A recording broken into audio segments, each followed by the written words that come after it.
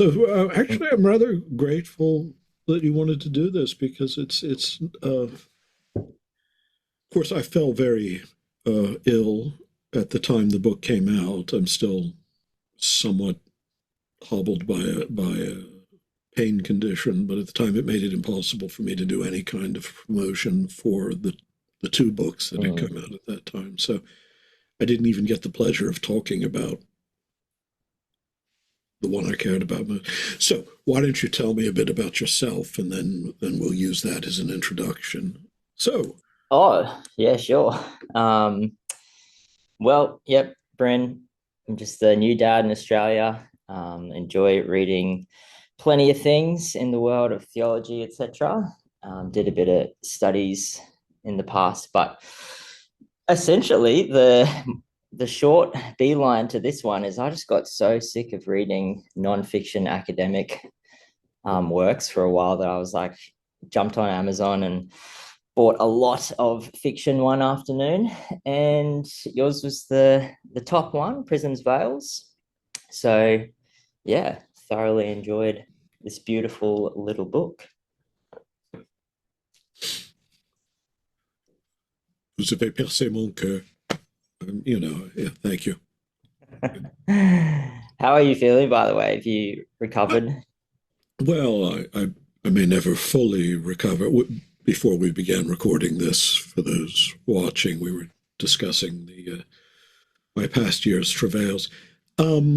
Better than I was. We found a regime of medication and therapy that makes life practicable, if not always as easy as it used to be. But I'm sort of taking it as a kind of spiritual sympathy with the entirety of. There's some sort of mystic communion, I think, between my body and the body politic. You see, and I like to think I'm bearing in my flesh the sufferings of my people and of the people of the world that have to put up with us now.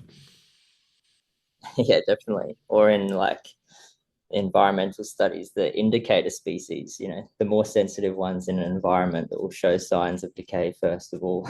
That's right. Yes. And I'm as sensitive a species as there is. Think of me as an amphibian, right there on the cusp always of extinction, and with all of the skills at self-preservation of pandas. And Yeah, of course. I have thought multiple times this week, surely David would love to live in Australia. You've got so much natural beauty and a little bit more sanity and culture. yeah, no, I became very. I mean, I do love Australia. The interior landscape isn't quite as spectacular as the North American interiors. I'll give you that. But there's a lot of That's the true. blue. I fell in love with the Blue Mountains and the Yeah. Wollongong Shore and all sorts of, and Hmm. that's only in a very small part of the continent. So, and yeah, I've thought if there were any plausible way I could relocate to Australia, such as a family connection or some sort of professional visa, I would do so. But you know, my extended family on my wife's side is in Britain, not Australia. Mm. So Yeah, fair enough. Hopefully the gods I favor your journey. and in my time in Australia, I met some very prominent people. There was a koala named Byron. There was a Lord quokka or Byron. two, yes. Wombats aplenty. We went to a wildlife refuge, and I became deeply attached to a great number of wallabies and kangaroos and koalas and quokkas, and that's something you have in abundance there, alongside the lethal species you have, since everything is poisonous. In fact, I suspect that the Australians themselves will evolve into a venomous species in time, is you have some very cute wildlife. So if I had to leave America behind, and I wouldn't have groundhogs and chipmunks and the like to play with, there would at least be the odd wombat. It's extremely true. Yeah, on where I live, we have about a dozen kangaroos that just meander around and They're lay their good people. droppings everywhere. Oh, they're wonderful. But yeah, only yesterday, I saw a king brown snake, one of the most deadly ones. And about 2 weeks ago, I had a tiger shark swim underneath me in the ocean. So it's all happening. We've got the whales migrating as well right now. So I it mean, really is beautiful. we have plenty of animals that will kill you here, and including, well, there were, copperheads were not the worst of venomous snakes. Rattlers. I don't live down in the Everglades, so cottonmouths and the like aren't a problem. Black widow spiders, I a friend who almost died from that one. Oh, The real wow. problem here is avoiding getting eaten, and bears. And I, as a rule, have lived only among black bears, and who are less likely to eat you by far. In fact, they really just want to be left to eat blueberries, or rather, berries, not blueberries. They don't go into swamps. If you surprise one in the wild, it might be a problem, especially if it's a male. But they're mostly sort of like very large raccoons. They're very clever. But brown bears, grizzlies, Kodiaks, there you have no chance. If you're in the wrong part of the country and you run across one of those, you can't outrun them and you can't reason with them. And they are so big. They are so very, very, very big. People who have never seen a grizzly have little concept of just how big they can get. So let's talk about my book. Yeah. Fascinating as it is. No grizzlies in the book. Yeah, no. Yeah, well, look, I've got a few series of questions I'm happy to ask, and we can just work through them if you can. But yeah, otherwise, Prisms fails. I thought it would be interesting to start with the quotes that you have at the start and the back. I have a rough translation, which I didn't translate. So feel free to correct it if it's not quite on point. Wouldn't it have been clever of me to bring a copy of the book with me to this? You can go grab one if you have one nearby. I will do that. And Yeah, then I will cut it out. So there will be this conspicuous gap. Et voila. It's like magic. Oh, yes, I remember now. Okay. Suis peut-être un imbécile. Yeah, go for it if you want. So unless you want to translate on the fly, I can read what I have. Oh, no, go on. I want to hear what. Yeah, sure. So it opens with, it says this: I may be a fool, but I can only believe what I believe. This is not the real world. At most, it is a dream we have dreamed in the shadow of reality. It is a phantom that always melts into our embrace. And between this spectral world and the real world it faintly reflects lies the distance of our exile. Sometimes this interval is a prism, admitting the pure light from beyond, but only scattered into brilliant shards of its beauty. Sometimes it is a veil that completely hides this beauty from our eyes. The vocation of the artist is, I'm going to assume the word something like prophetic. Yes, vatik. Sure. Yeah. Sure. So the vocation of the artist is prophetic, if you'll forgive me for inventing such a word.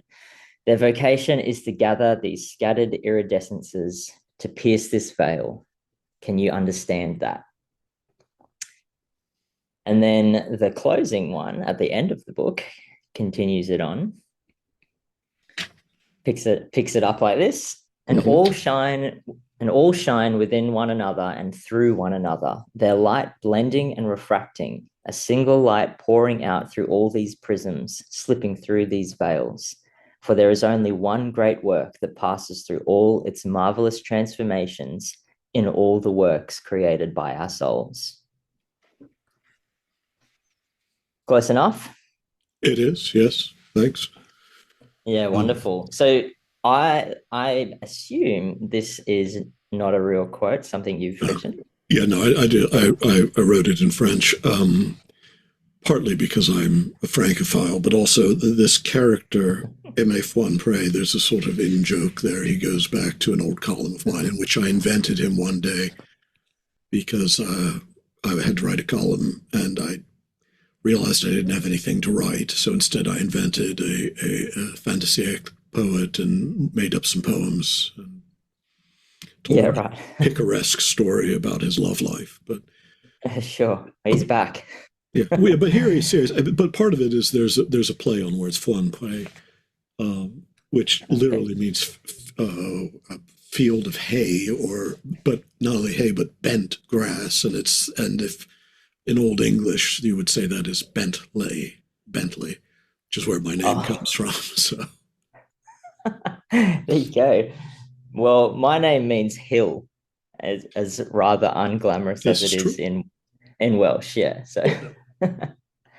keeping grounded with our roots. You share it with Reed Terfel, so That's true. the Or I actually share it. greatest bass baritone of our generation, of I my also generation, share not it. yours. Yeah. Share it with every street, dog, house name, and second person in Wales.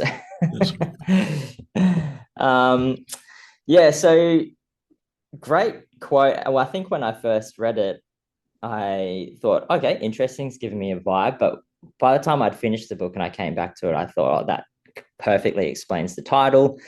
It explains probably the overarching project of the book. But I did, before I think I want to share my thoughts on Prisms Veils itself as a phrase, I want to ask how you would summarize the book, because I think I saw you say that the blurb that was written by UNDP is probably not what you would have written for the book. Yeah, that's probably true, although I haven't looked at that since it came out either. There is this tendency, and it's understandable. It's not just that nonfiction sells better than fiction, but that my nonfiction sells better than my fiction. And my fiction obviously is oriented towards a sensibility that's not necessarily always very popular. And so the tendency is always to try to sell me as a theologian or a philosopher who has done something curious every time I write a work of fiction. Mm. Whereas for me, it's just the opposite. The fiction means more to me. It's where I began as a young man, and being encouraged by editors to try to make myself. I got like these. I have like these wonderful rejection letters when I was in my 20s. You write beautifully. Oh, if this were the age of high modernism, especially, we would publish it. But the market's changing, and can you Yeah. can you write something with more sex in it or something? So I mean, that might be part of it. Is that I had to discipline myself to write in an academic vein, and some would say I never did it quite as well as that. I'm still too ostentatious at times in the Mm. language I use or my fondness for metaphor. So that might be part of it. But the other thing is that I don't like it to seem, there are themes that run through it, and there are ideas in it, and I don't mind fiction of ideas because ideas are beautiful too.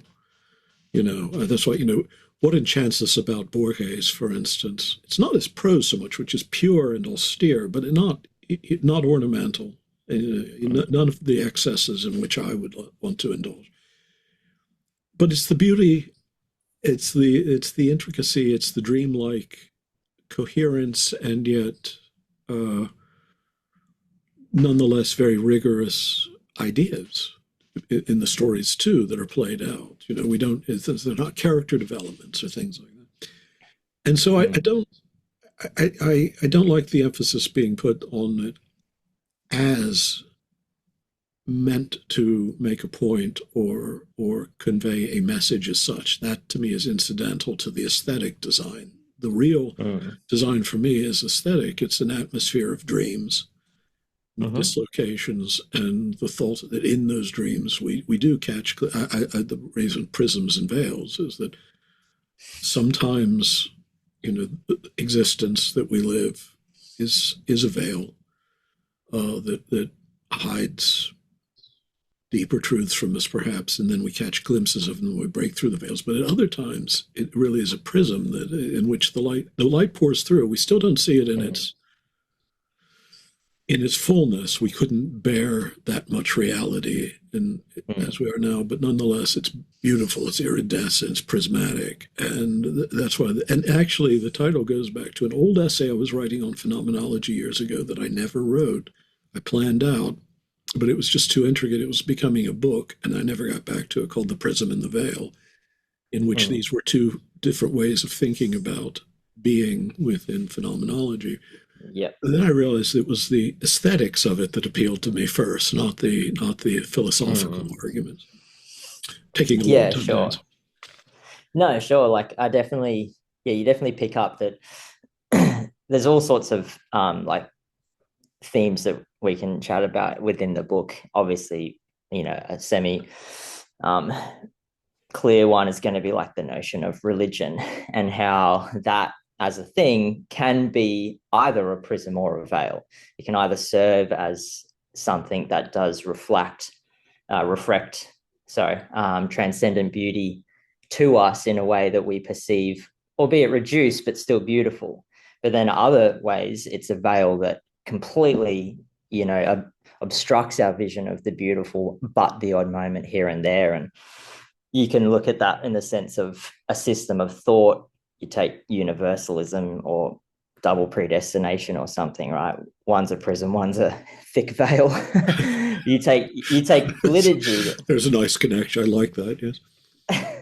Yeah, you take like liturgy, for instance, like two people can approach the same liturgy and one can see it as something through which they kind of experience the divine. The other can just get stuck in the rules and they become a stodgy, annoying person. Like, Yeah. Well, I think also we can experience both, at different mm, times. Sometimes for me, liturgy really is the heavens breaking open. mm, One of Aimé Foinpray's poems talks about this old man dying in a church in Constantinople and talking about the ring of fire. That was the ring of lights from the windows around the dome that made it seem like it was hovering on light. It talks about mm, uh, the dome and great church broke apart and yielded to the world that they portrayed.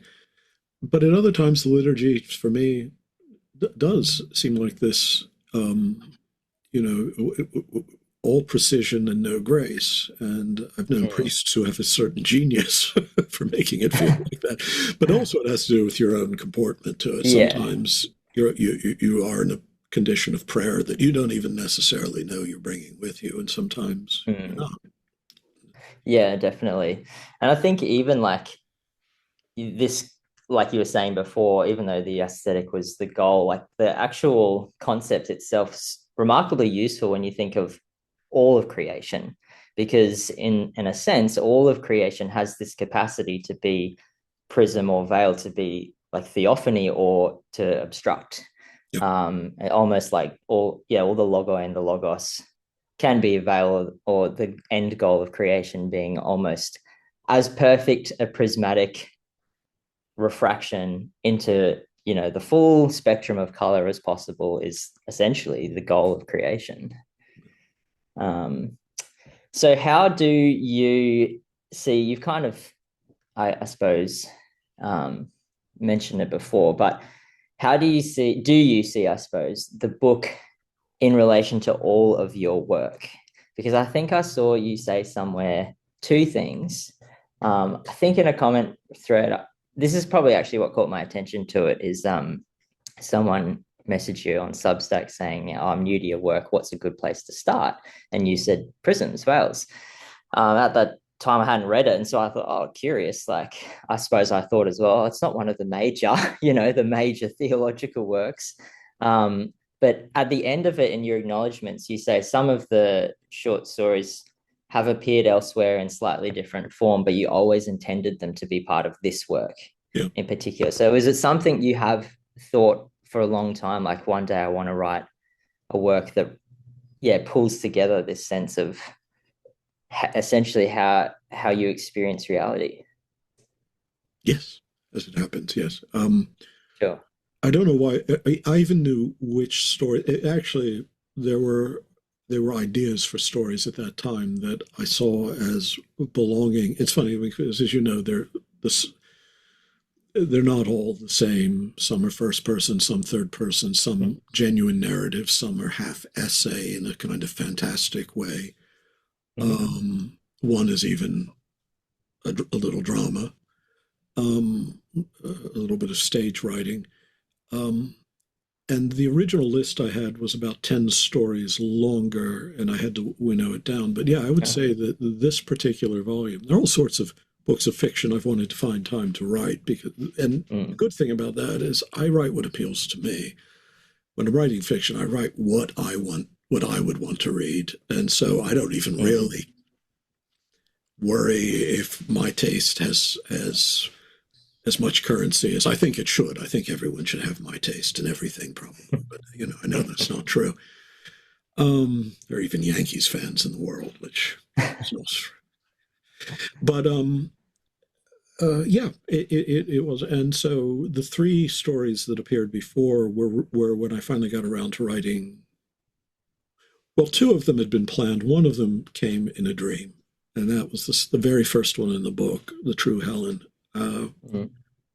There's another one that came in a dream, but I had planned to make that for years. That was years ago. But with True Helen was very strange. And now, of course, I made it more regular, but I had this dream about, how do you dream about figures from classical myth?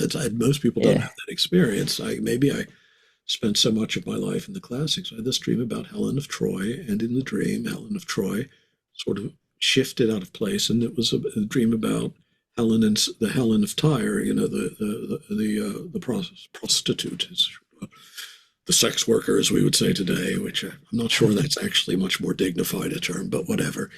Who was a slave whom Simon Magus made his companion. Then the dream had other elements that made no sense at all. Like, it was in a cigar store, so obviously the dream was less coherent than story that came from it. But the after effect of the story is what made me finally sit down and start writing. And going back to that story later, the rest of the book just came out in one after another. I knew which stories I needed to write and which ones were just ideas that could be set aside. But I'd say for about 15 years, I kept planning to write the book. One thing after another got in my way. And the funny thing is, it's much shorter than the treatises, but it required far more work. I mean, it's because every sentence had to be right. It seemed to me it's fewer than 200 pages, which for me is a good afternoon's labor at times. When I'm, but I couldn't write this in that way, and that's true with any of the fiction. It always takes much longer. Partly because I get lost in the world. Yeah, I definitely felt like it's definitely a really powerful book. It's also like just a delightful read because you just have these punchy fables that are so profound in a lot of ways, take you in twists and turns, but it's just so easy to pick up and flick through a story in an afternoon. So highly recommend people check it out. It certainly left me in a few days of like melancholic depression afterwards, just reflecting in a good way. Just I think because it for people who yearn to have like a deep experience of life as life really is, you can't avoid in a sense feeling, as you said, that dislocation, like being one degree away from reality in itself sometimes.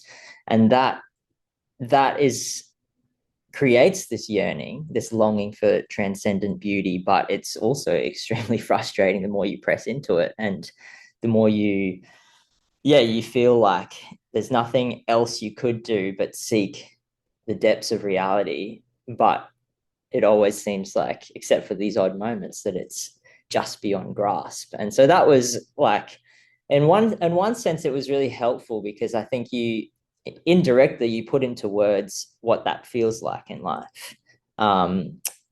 And then the other sense, it was like exacerbated a bit for me by the end of it. So I would say a great success. Well, thank you. No, actually, I'm very pleased to because to me that means it succeeded, at least with you. I've gotten only good responses from readers to it. It's a book that actually, my nonfiction things are always controversial with someone, even at times with people who haven't really followed the arguments, and that's all right. But everyone who's responded to this book has said very kind things about it, and so. But that might be the most gratifying comment of all yet, what you said, because that is actually.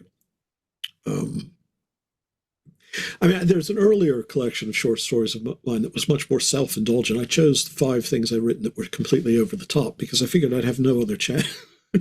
Yeah. Accomplish them.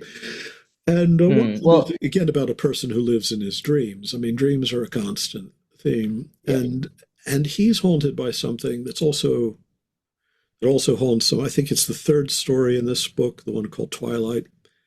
Someone who's had this dream of someone that in the dream is perfectly real to him and whom he knows, but in fact, who isn't there in his waking hours, has never been there, right? I probably gave too much away about both stories now. That was okay. That's all right. I wasn't destined for Stephen King sales anyway, so I'm not going to be. But I've had that experience. It's a curious thing, and others I know have told me about it. Dreaming, while you're in the dream, you're in communion with someone you know. And then you wake, and that person isn't actually part of the inventory of your personal relations. But while you're in the dream, well, it's a her always for me, the 3 times it's happened. She's someone I know. I mean, I know a lot about her.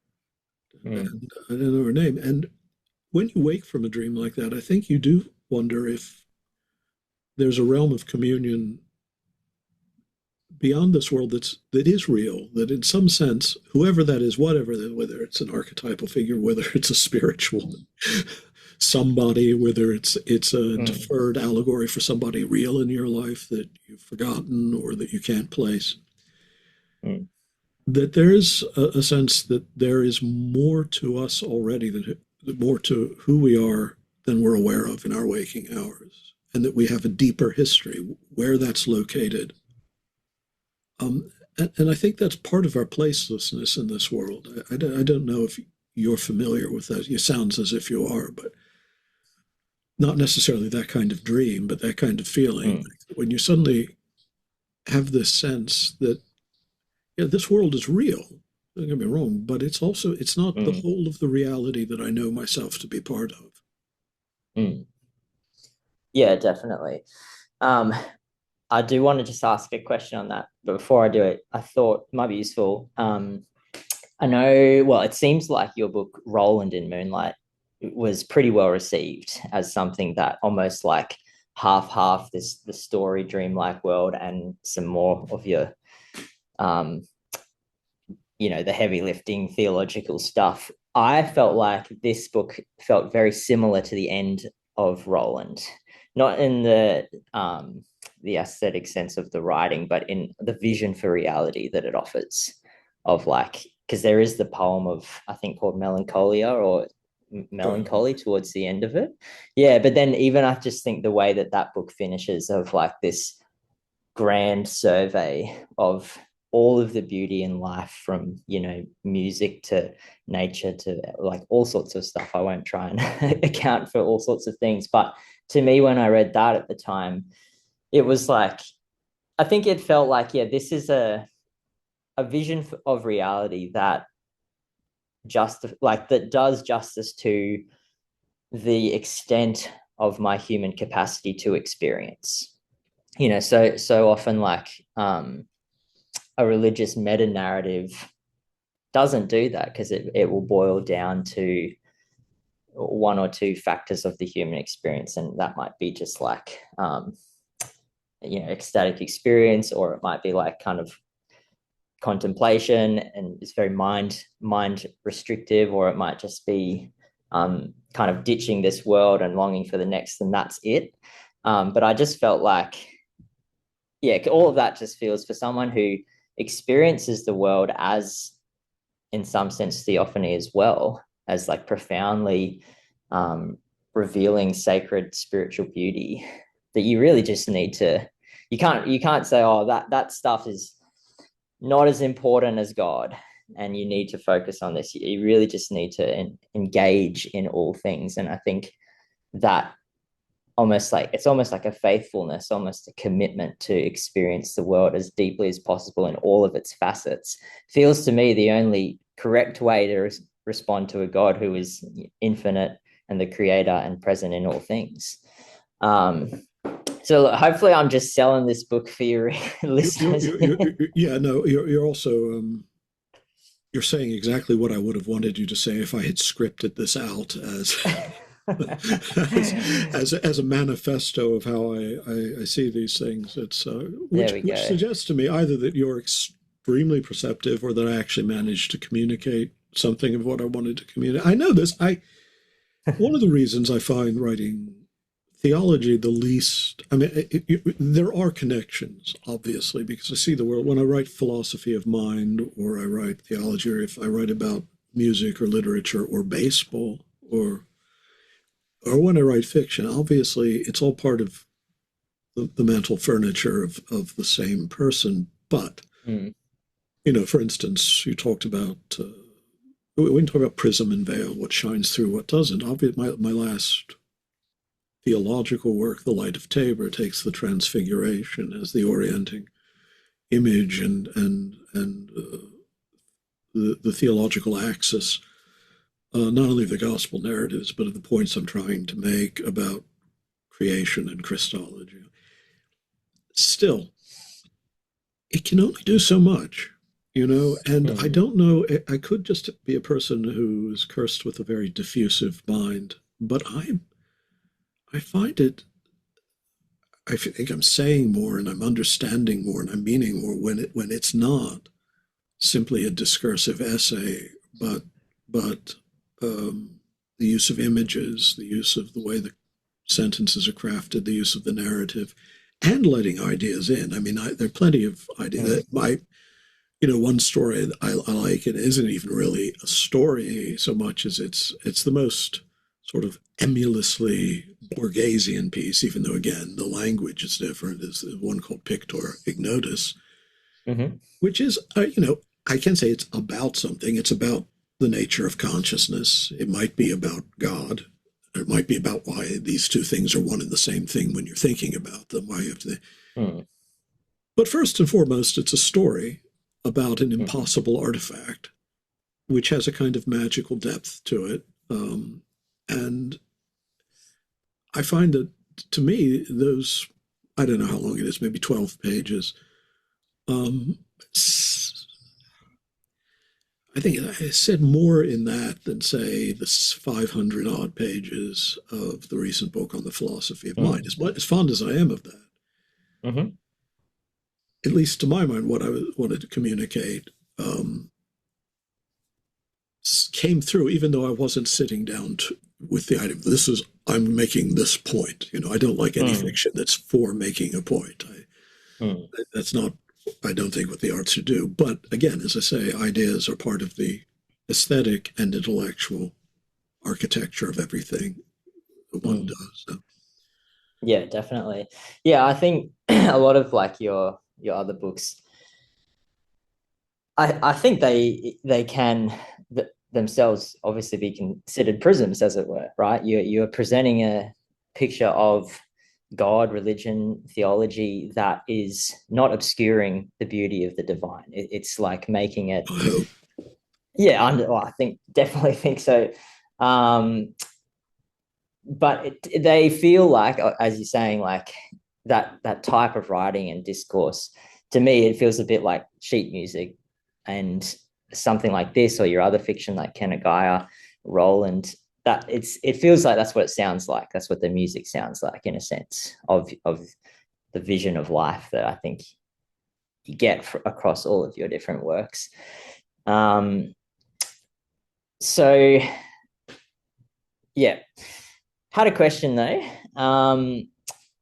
In terms of actually, you mentioned it before, in terms of around the nature of dreams and reality, and that sense of potential disconnect. So in your work, in your other stuff as well, you often speak about what I see as kind of like two poles of understanding the nature of creation.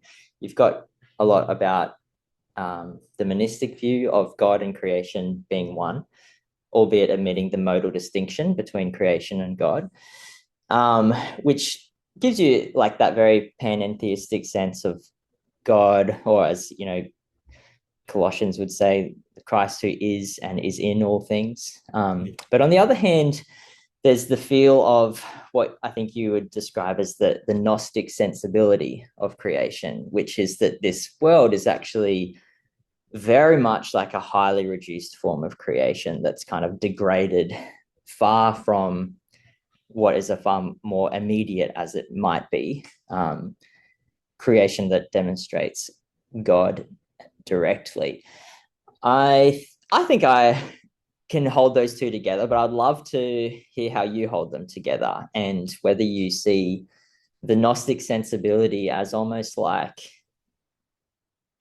a form of wisdom that helps to account for all of the ways in which this world seems to be a veil, albeit existing as this one creation that is in every facet immediately the revelation of the infinite God. Well, I mean, that tension is why it's prisms, veils, obviously, as you cottoned on to right away. You know, it's a tension. I think it's why I remain a Christian in part. I mean, I'm not slavishly, dogmatically attached to the notion of apostolic authority or dogmatic authority. I go with the flow there, presuming that I don't know enough simply to say, oh, well, I'm going to remake this. Even then, I'm willing to think that there should be revisions sometimes of how we interpret this tradition. But there are two things that fascinate me. One is just the figure of Christ himself, whom I do find both a veil and a prism. I mean, I think there's something about it that he's baffling to me as a scholar of late antiquity, because there really is something, you know, the people who argue about, you know, how many of his words do we really have? How many of the logia of his real teachings appear in the Gospels? Well, I think that it's clear that quite a lot is quite authentic, because this isn't the sort of wisdom that you generate out of a common pool of motifs. There was something radically different. I know late antiquity very well. Sometimes I think I know it much better than the century I've lived in, the centuries I've lived in. And there is something uncanny about how completely beyond expectations the moral claim and the demand for spiritual recognition is, and how strange it is that this one is proclaimed as risen.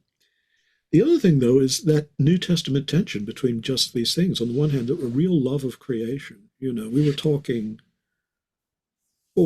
about animals earlier, I mean, I am an animal lover of, you know, from the womb. I mean, I've just always been, I have an easier time getting along with animals than human beings quite often.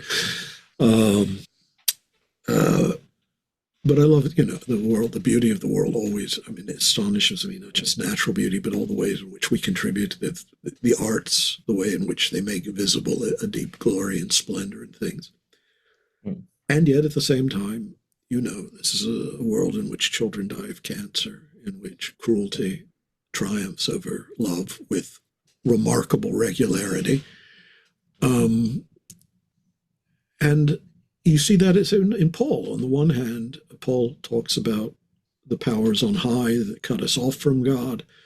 A lot of the things we call Gnostic in the Gnostics, yeah, I mean, those schools that we call Gnosticism are very diverse, really. And yeah, they all had strange and extreme teachings, perhaps, though even then we have to be careful about some of them, like the difference, you know, what were the Valentinians really teaching, and the West and East Valentinians, and then how that differed from the Sethians and others. But a lot of what we has become traditional to abominate about them are actually elements that are in the New Testament as the teachings of Paul, as in the Gospel of John, and in other ways in the Petrine epistles and in other parts of the New Testament, that there really are, there is a archon of this world, prince of this world, a god of this age, this evil age. That there are powers on high, that this is a darkness into which the light has to enter. Christ is the revelation of God, but that sometimes is a revelation that is both immediately in the Gospel of John, you see it or you don't. And so Christ is either the direct manifestation, he who has seen me has seen the Father, or, the judgment of failing to see because our hearts are hardened, but also because, the world we live in is a world of darkness.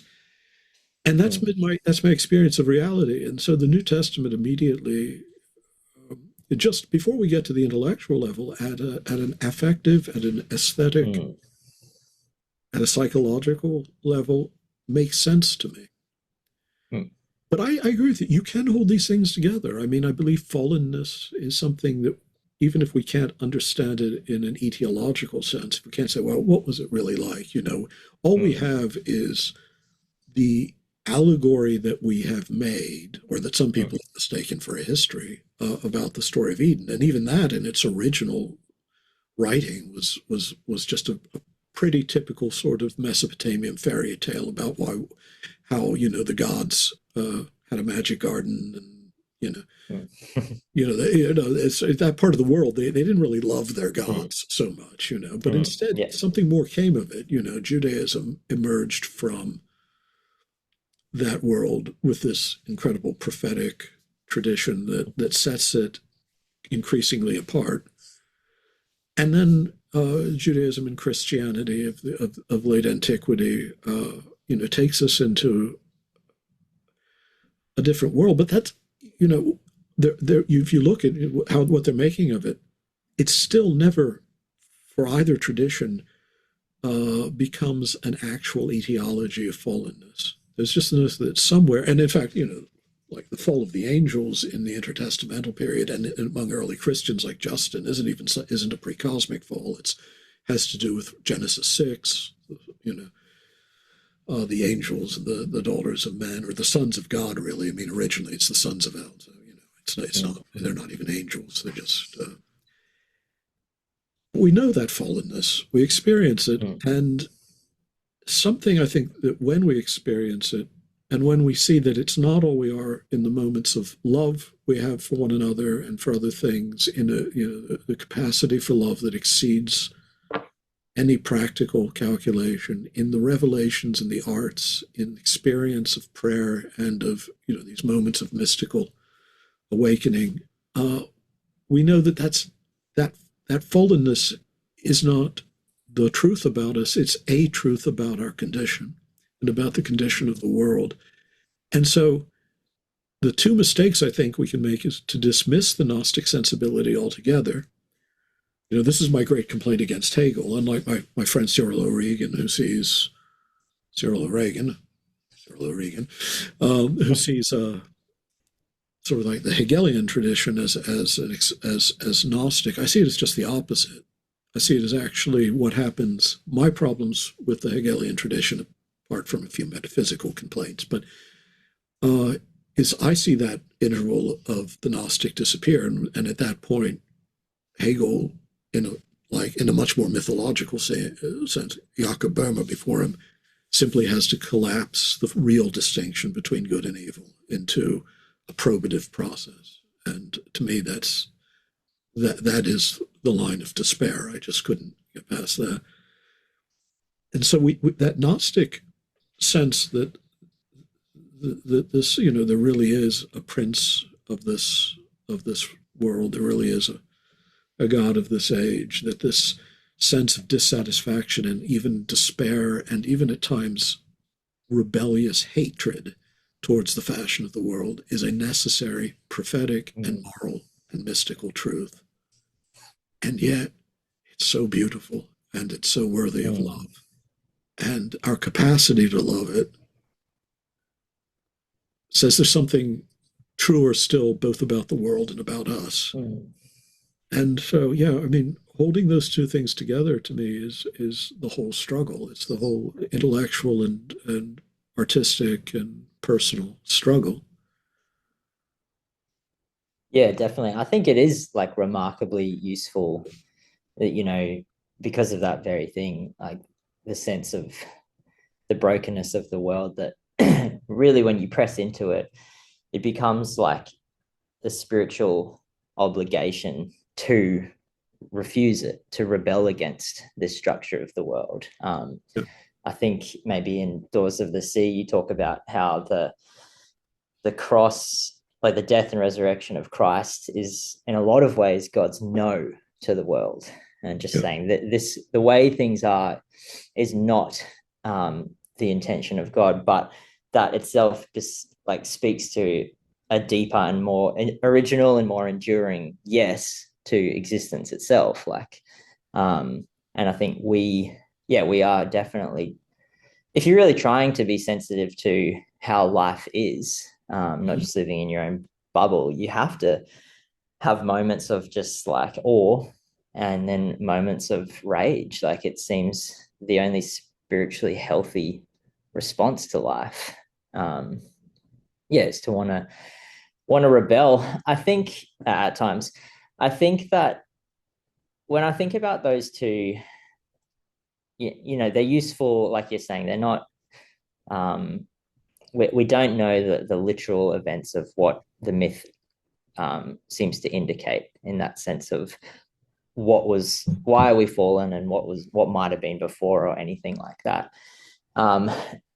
The story of them is powerful, but when I think about like a stereotypical modern person who is removed from the religious culture, and they think about life and what's wrong with life, in a sense, like it just boils down to some form of materialism where right and wrong at the end of the day aren't super clear, and our evolutionary history certainly gives you heaps of rationale for why things are messed up and people have lots of issues. But then, I think about someone who still wants to honor the reality of that as real history that we've gone through. But maybe can't deny the fact that they feel like there is a greater spiritual substance to life than just like a highly reduced materialism. Because I think, as you often write about, really it's got to be only few people are like faithful devotees to dead materialism. Like this world is nothing but a mindless machine happening. So I think even as modern people, you can have this sense of there's the spiritual substance and beauty to creation, even if you wouldn't use those words. But there is this like, there's this like imperfection to it, and this brokenness, which seems, you can just point to cosmic evolution as the rationale. My question is, what do we say for people who find themselves stuck in that sense, where they want to have like an enchanted view of the cosmos, where there is more spiritual sacred value to, let's just say nature, and putting things like the gods and stuff, or beyond, or even afterlife or whatever. They just want to have a deeper view of nature. But at the same time, they feel like it, almost to give like an Occam's razor account of reality, is that it actually just seems a lot of the time to be kind of like a cosmic accident that's continuing to ramble forward, and that's why it's so much inequality and hurt and pain. Because I think a lot of people, at least in kind of the world that I'm in, they're not on either end of the poles of like disenchantment or reenchantment, but I think that they would struggle to resolve the kind of the tension that they feel.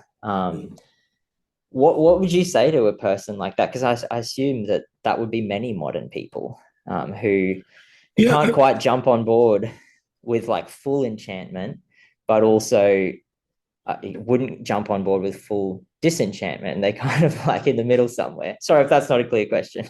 No, but I mean, I think it's true that the tension I'm talking about isn't experienced as a polar tension in the sense that we're not occupying both extremes. Maybe I do, but I might literally be bipolar in the psychological sense at times. But that we're caught between love and resistance. I think love and rebellion. The thing is, I think both of those things are necessary. That's the problem. I wouldn't want to counsel choosing one over the other, because one chosen over the other becomes an extremism. You have misplaced loves. For instance, you're not rebelling against the wickedness of the world. Your love becomes an excuse for, I love my race, or I love my country, and I found a place finally where I can fix my passions and give meaning to my life, but that's going to involve killing people, or rounding them up with people wearing face masks and things. Or I can just rebel nihilistically, to the point where you become sanctimonious in a different way, and there's no moderation in your heart that makes room for the tender and fragile and imperfect things that people are and that the world is. I think that in the modern world, our special problem, though, is that we've been removed from both. I think the trick isn't to sort of swing one way or the other. It's to recover both of those things by escaping a reality that's alien to both of them. I do think we live in years ago, Lewis Mumford predicted would be pure mechanism, that the picture of nature from the 17th century becomes technique becomes technology. And we're absorbed into that in a way that makes it, we're removed from nature, removed from the wonder of the natural world. We see nature as resources. We see it as contrariety. One of the reasons I really do not like a lot of the late Hegel is there's a real malice towards nature in there, something that's dumb and uncomprehending that can only be translated into history through work. Arbeit und Kampf. There's struggle, there's work. And again, I have these arguments with these young Hegelians that we're breeding again, who, to my mind, don't seem to grasp the moral hideousness of a lot of Hegel's vision. That's not an attack on Hegel, I want to point out, because he's a man of his time, and obviously he can't foresee how those both work and warfare are going to. But he did glorify warfare much more than his apologists seem to realize. And even when he wasn't glorifying it, he was saying, it's just, it looks horrible, children dying, wars being fought, all that, but it is really all necessary. It is part of the outworking of the infinite knowing itself and the finite knowing itself as infinite and all that. Okay. But now we're in a position where we're well beyond Hegelian dialectic. I mean, we live in a technologized world that has taken us much farther away from nature. It's like everything evil in the Cartesian vision of reality, in which animals are just machines without internal worlds and all that. Even if we don't believe that, that's how we live. We live in nature that isn't nature. So it's neither veil nor prism for us, because it's not a veil because there's nothing beyond it except our own will mirroring itself back at us. What can we make out of this? So part of the solution, I think, is be aware of the tiger sharks that are likely to kill you, or the brown snakes, or in my case, grizzly bears and rattlesnakes. But you do have to return to it. I mean, there has to be a willful, I think there has to be, and that love and that rebellion have to work together. You have to rebel against the machine, rage against the machine, rebel also against the horror of nature. I mean, don't just forsake, don't forsake science and technology. Medical technology is good. Anything that can ease the suffering of a child is good. Mm. It's a holy work of human hands. Um, but I mean, this is a sound incredibly fatuous, but like, gardening, spending time out in the world, Love struggling to it. preserve it. Yeah, no, I mean, acquainting yourself, because when you look at nature itself, it's not. I hope we're going to get back to talking about this book soon, but Yeah. you do raise an interesting part here. It's not just a machine of material consumption. There was recently, I was going to write something about it on Substack, this article in Eon by a fellow named Dalton about, existence is evil. We know this from physics because it's just pure entropic subsidence. Everything is just a machine for reducing everything to disorder. Mm. And everything far from equilibrium to equilibrium. But our ethics should be and it's almost a Camus-like Sisyphean rebellion. Now, he doesn't see that he's under, the latter claim undercuts the ontology of the former claim, but I'll worry about that some other time. But you see, when you actually look at the natural world, what you find is it too is in torment. It too is living spirit seeking to be freed from bondage to decay. The Apostle Paul's description of creation in Romans 8 is true.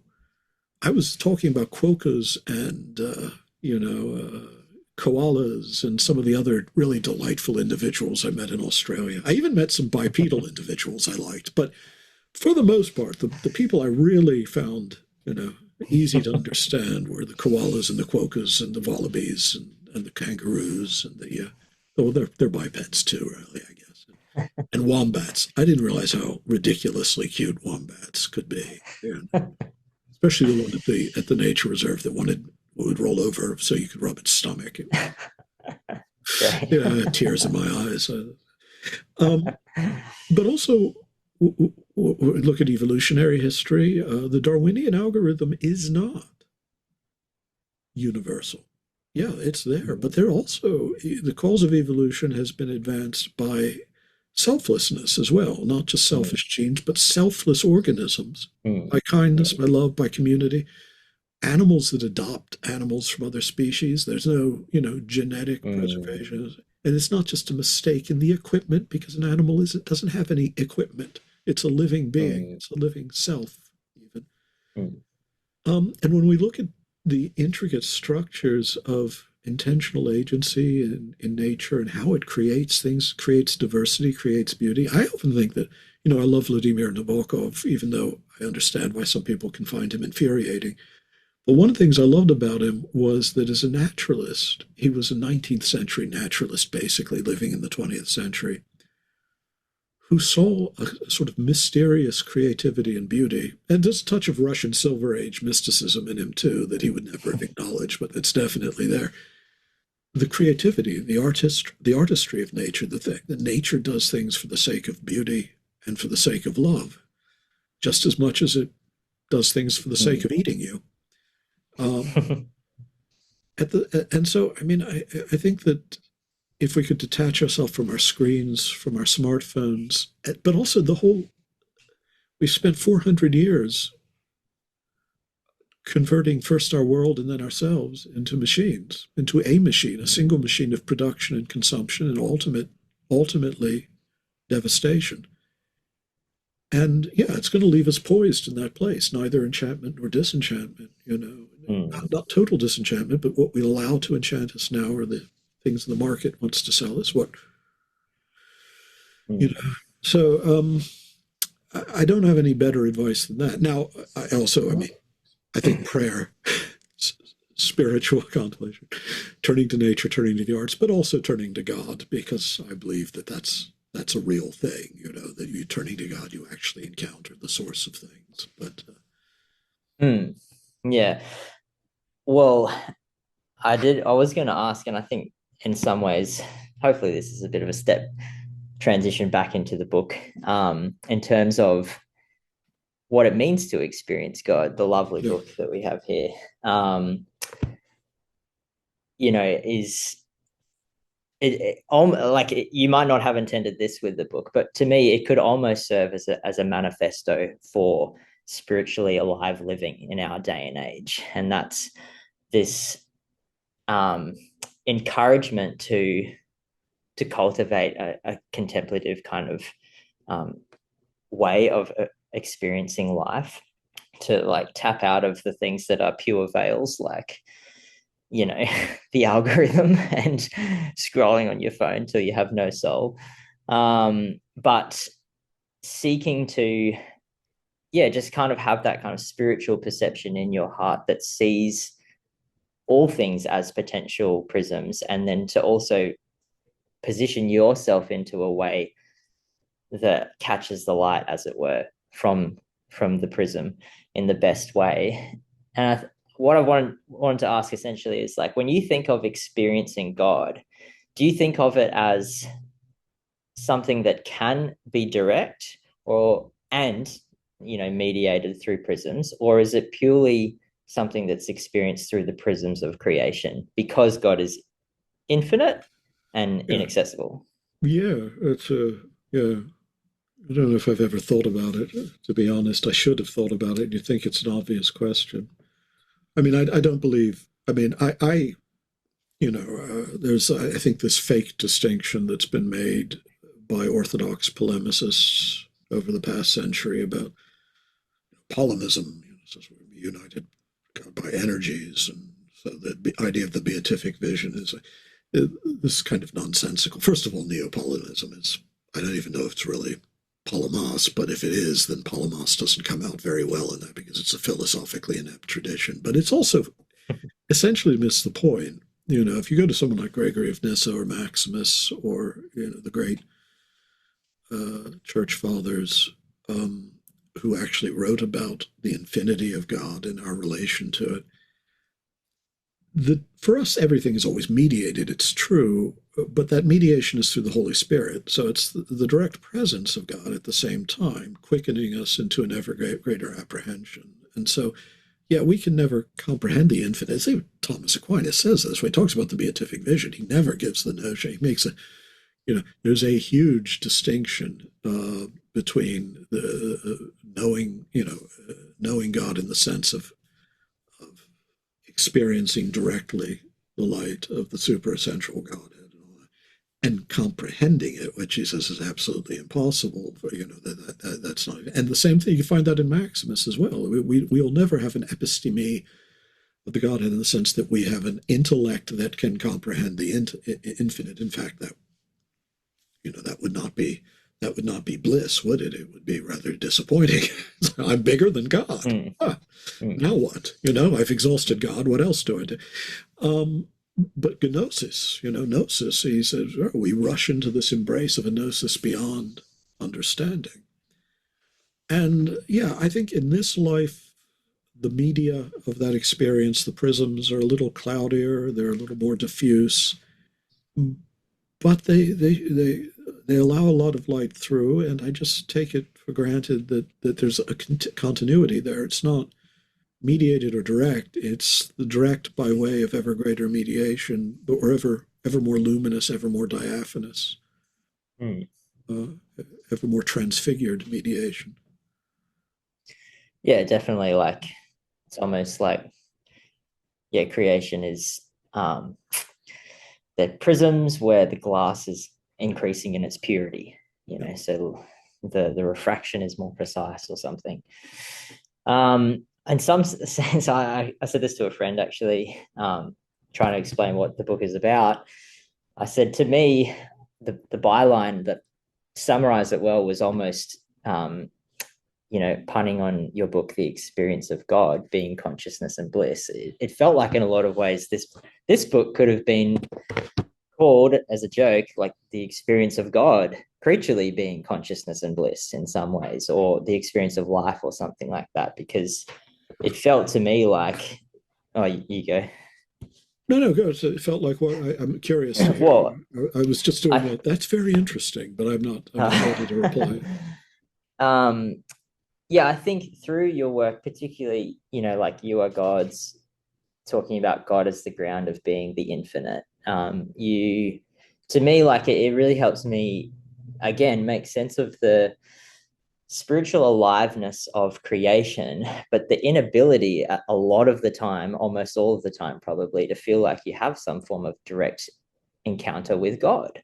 And coming from religious traditions where that is kind of seen as the be all and end all, and me just trying to be honest to myself, where I'm like, this is just not happening for me. But if I look at this tree or the rose bush in my garden, it's so moving and powerful and alive. Or if I watch my son, or if I listen to Claire de Lune or something, it's like, this feels to me like so powerful a medium of God. You mentioned Debussy. Yeah, I almost said that earlier when you asked. I said, and listen to lots of Bach and Debussy. Yeah, probably the most powerful moment I have, like, pretty regularly these days, is putting my infant son to sleep listening to that. And it feels like this thing that cuts through everything that I think is familiar and bland about life. And for a second there, you share the heartbeat of creation, and it's so beautiful. How old is your infant son now? He's 9 months. 9 months. Yeah. Have you had that experience when you meet his eyes, and it's like the infinite is looking at you? Have you, if you know what I mean? I don't know how to explain it. It's like, I think that's the point. You can't. Yeah, you can't explain it. It just is like the whole trailing clouds of glory.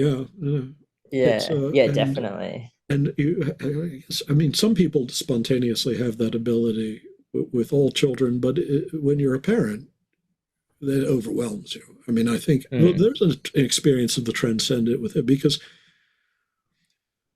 we love our parents, but we never understand how they loved us until we have children of our own.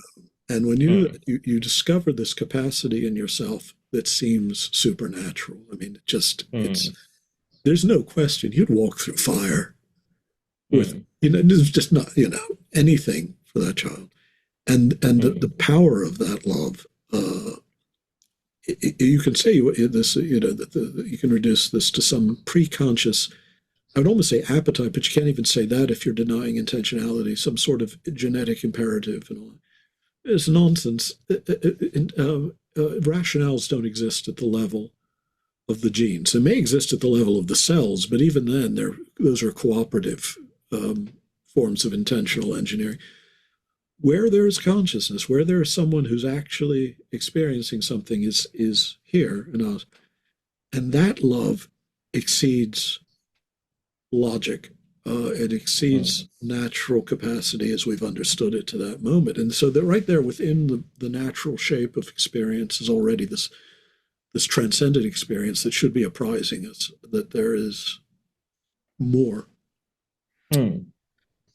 Okay, so let's see. We've at this for almost an hour, so let's talk about some stories or something. No, the funny thing is, you're touching on things I want to talk about, but Well, these are the things that the book made me think about. How much do you want to talk about the details of the stories? So you don't want to. I don't want to give away too many, but I wouldn't mind. I can always say I can't answer that. Sure, yeah. Create that cloud of mystique. Can't do all the stories anyway. There are too many of them. No, of course. I think, because we've touched on these themes a lot, maybe we'll jump to Twilight, the third one in. We've also talked a little bit about the True Helen already. Twilight, we already had a little exchange about this one, is a stunning story. It's so beautiful about the two lovers and this setting of, the day rapidly ending, the colors rapidly changing, this fleeting moment of perfection that will, soon be past, but feels like it summarizes all of life in a sense. I thought I had said to you previously, because it's a story within a dream, as you mentioned before. To me, it felt like the story was perfect, and you replied saying it needs the dream because it evokes the question of what is reality. Could you elaborate on that? Right. Well, now there is a danger of giving too much away, but I think I already let that cat out of the bag anyway. Yeah. Well, he's talking about colors. I mean, that's the story I mentioned earlier that really was a dream from the past that's Right. based on, and you could say, and I mean, that's a dream that goes back to like my later teens. So it could have been a romantic dream, Sure. I think I'd had like one girlfriend at that time in my life, and that was amazing, a girl talking to me. And yeah, it, I, it could have ended simply at a place of perfection, in a sense, even then a kind of ambiguous perfection, because there are these unseen gods or whatever it is he's talking about, that there's a kind of Gnostic malignity in things too, that it's part of the way this person sees his situation.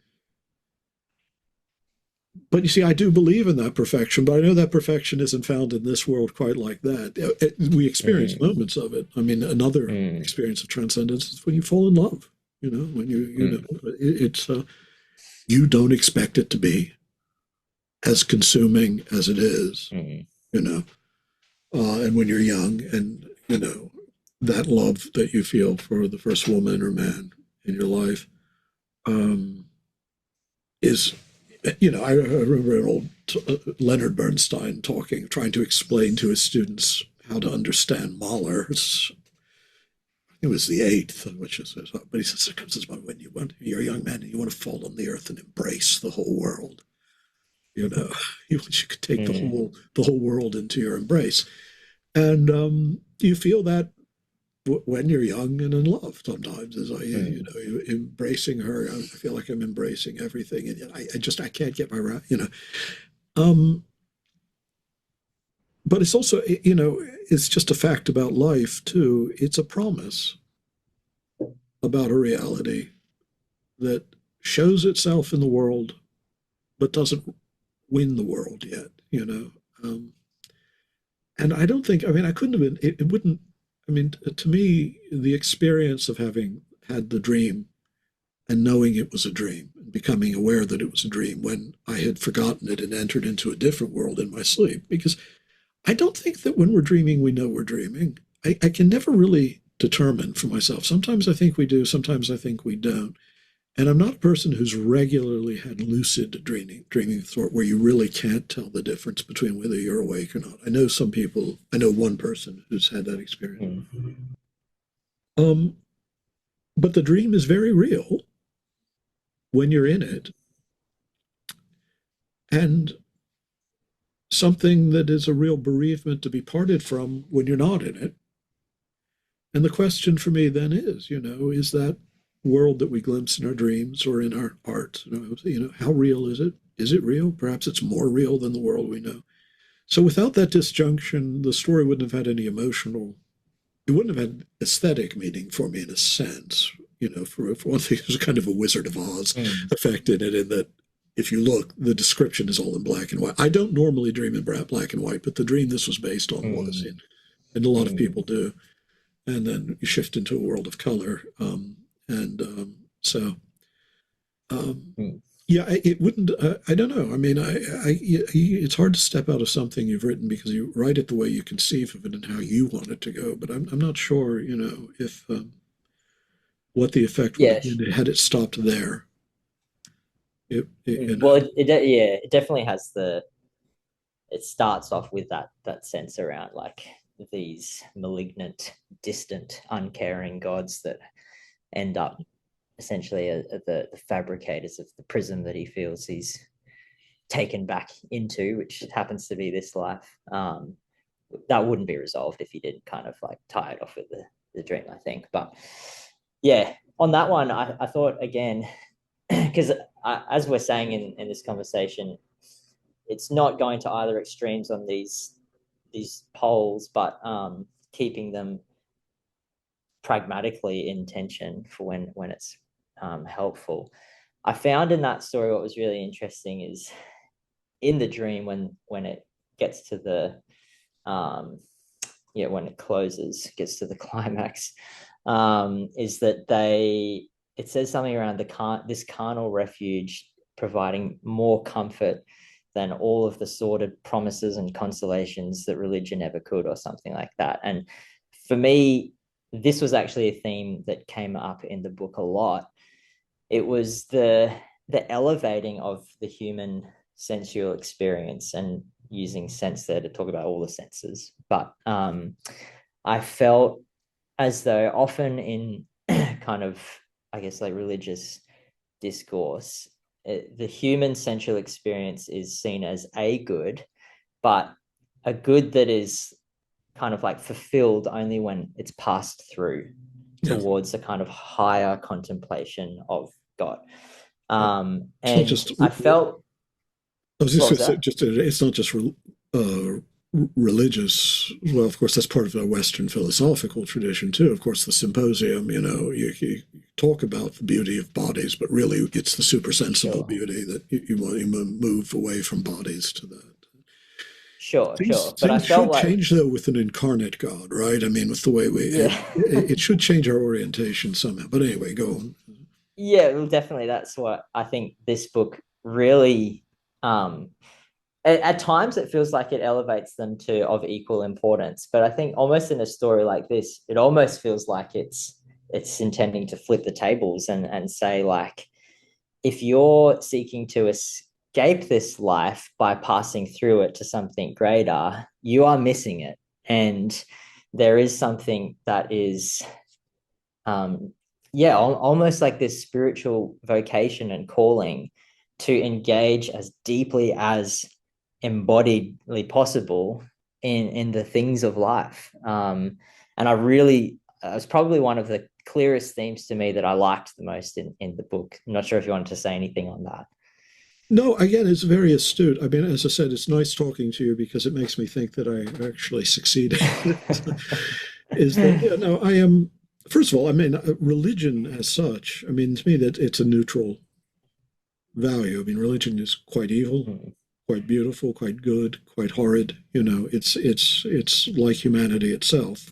And that many of the consolations we find in religion are when you look at them, inverted malice towards the world. I take Nietzsche very seriously, and we're talking about a lot of the psychology. That I certainly see it in the way, and I'm not exempting myself from this either. By the way, I mean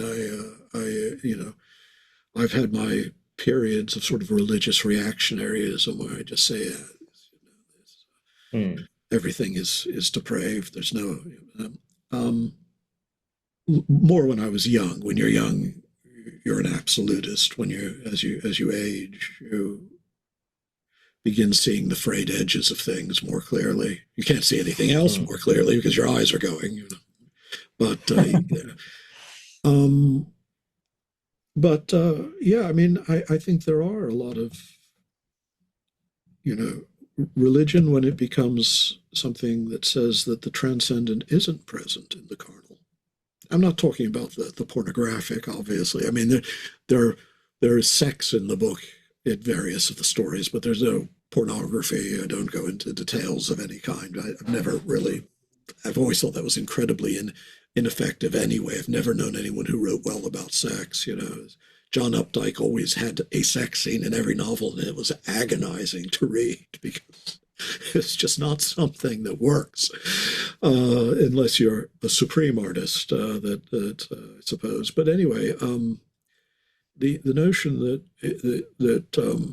it's funny. It was I think if I remember, I could be getting this confused. But it was a Vaishnav friend of mine, a Hindu, not a Christian, but he said, if you cannot love God in the vision of his beauty in this world. And he was talking about his love of his wife.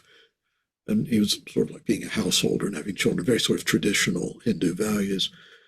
How do you imagine that you could love him in himself? Because you haven't been prepared for it. You're trying to approach your love of God by learning to hate everything that's less than God. And he says that's to misunderstand what God is. God's not an alternative. Yeah. And I think that's true. But I mean, in that case, psychologically, just in that story, in the character of the dreamer, it just seemed correct. I will say, I'm not trying, as I said, I'm not really trying to make a point, but Mm. after I've written it, I can see the very things you mentioned. I see them in the stories, but it's not like I set out to write an essay in the Yeah, meaning of romantic or carnal love. But I think it's sure. true that that I talked about seeing your child, but also just the act of making love, two Mm. persons. There's transcendence in that. There's a Mm. loss of the self that's a finding of more, the finding a greater self in another, and I do think it's one of the things we have to strive against in almost every religious tradition, because I don't see that as a genuine expression of the spiritual depth. I see that as the most human sort of pathology trying to reassert itself. I want to be enclosed in myself. It's just me and Mr. God. And, my individuality is going to be infinitely certified by my relation to the absolute. You know, that I see there. I even sympathize with Karl Barth talking about religion as the human attempt to redeem itself. So, Mm. Yeah, I found that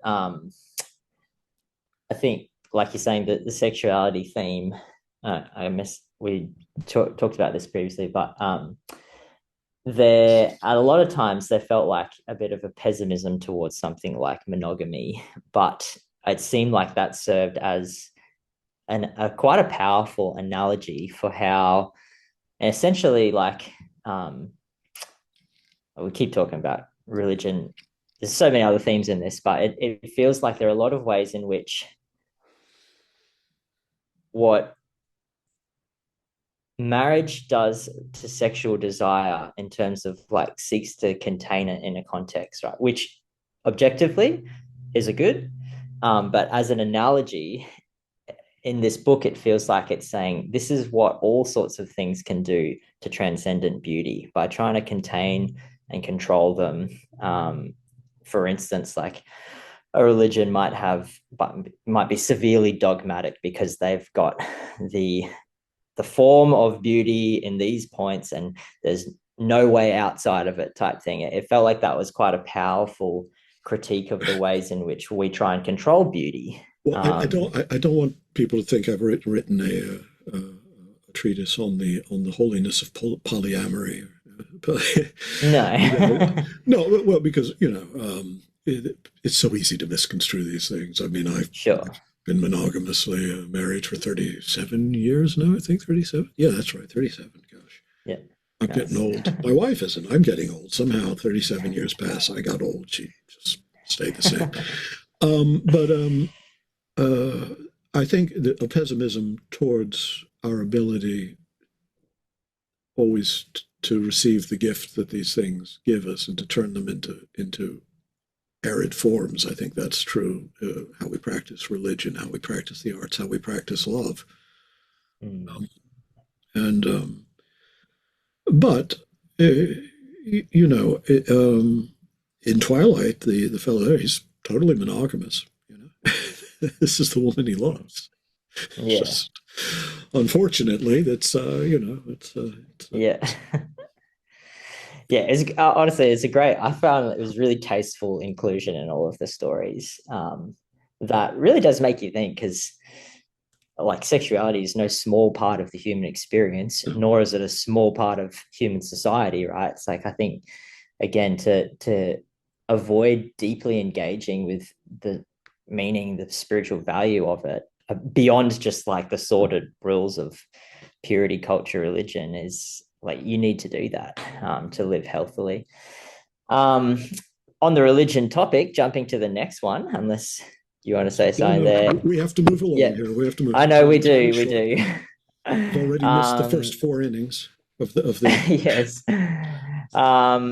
Zalmoxis, number 4. So I love this one. The ending was great. I took it to be, and this could be again reading too small in it, but a really powerful critique of the ways in which, like we were saying, religion can seek to control the transcendent, and as participants in it, we just love to play the play. We love to act the act. completely deaf, as it were, to the content of what is going on. And of course, you've I got can't give this. that away, but yeah, yeah. Oh, sure, sorry.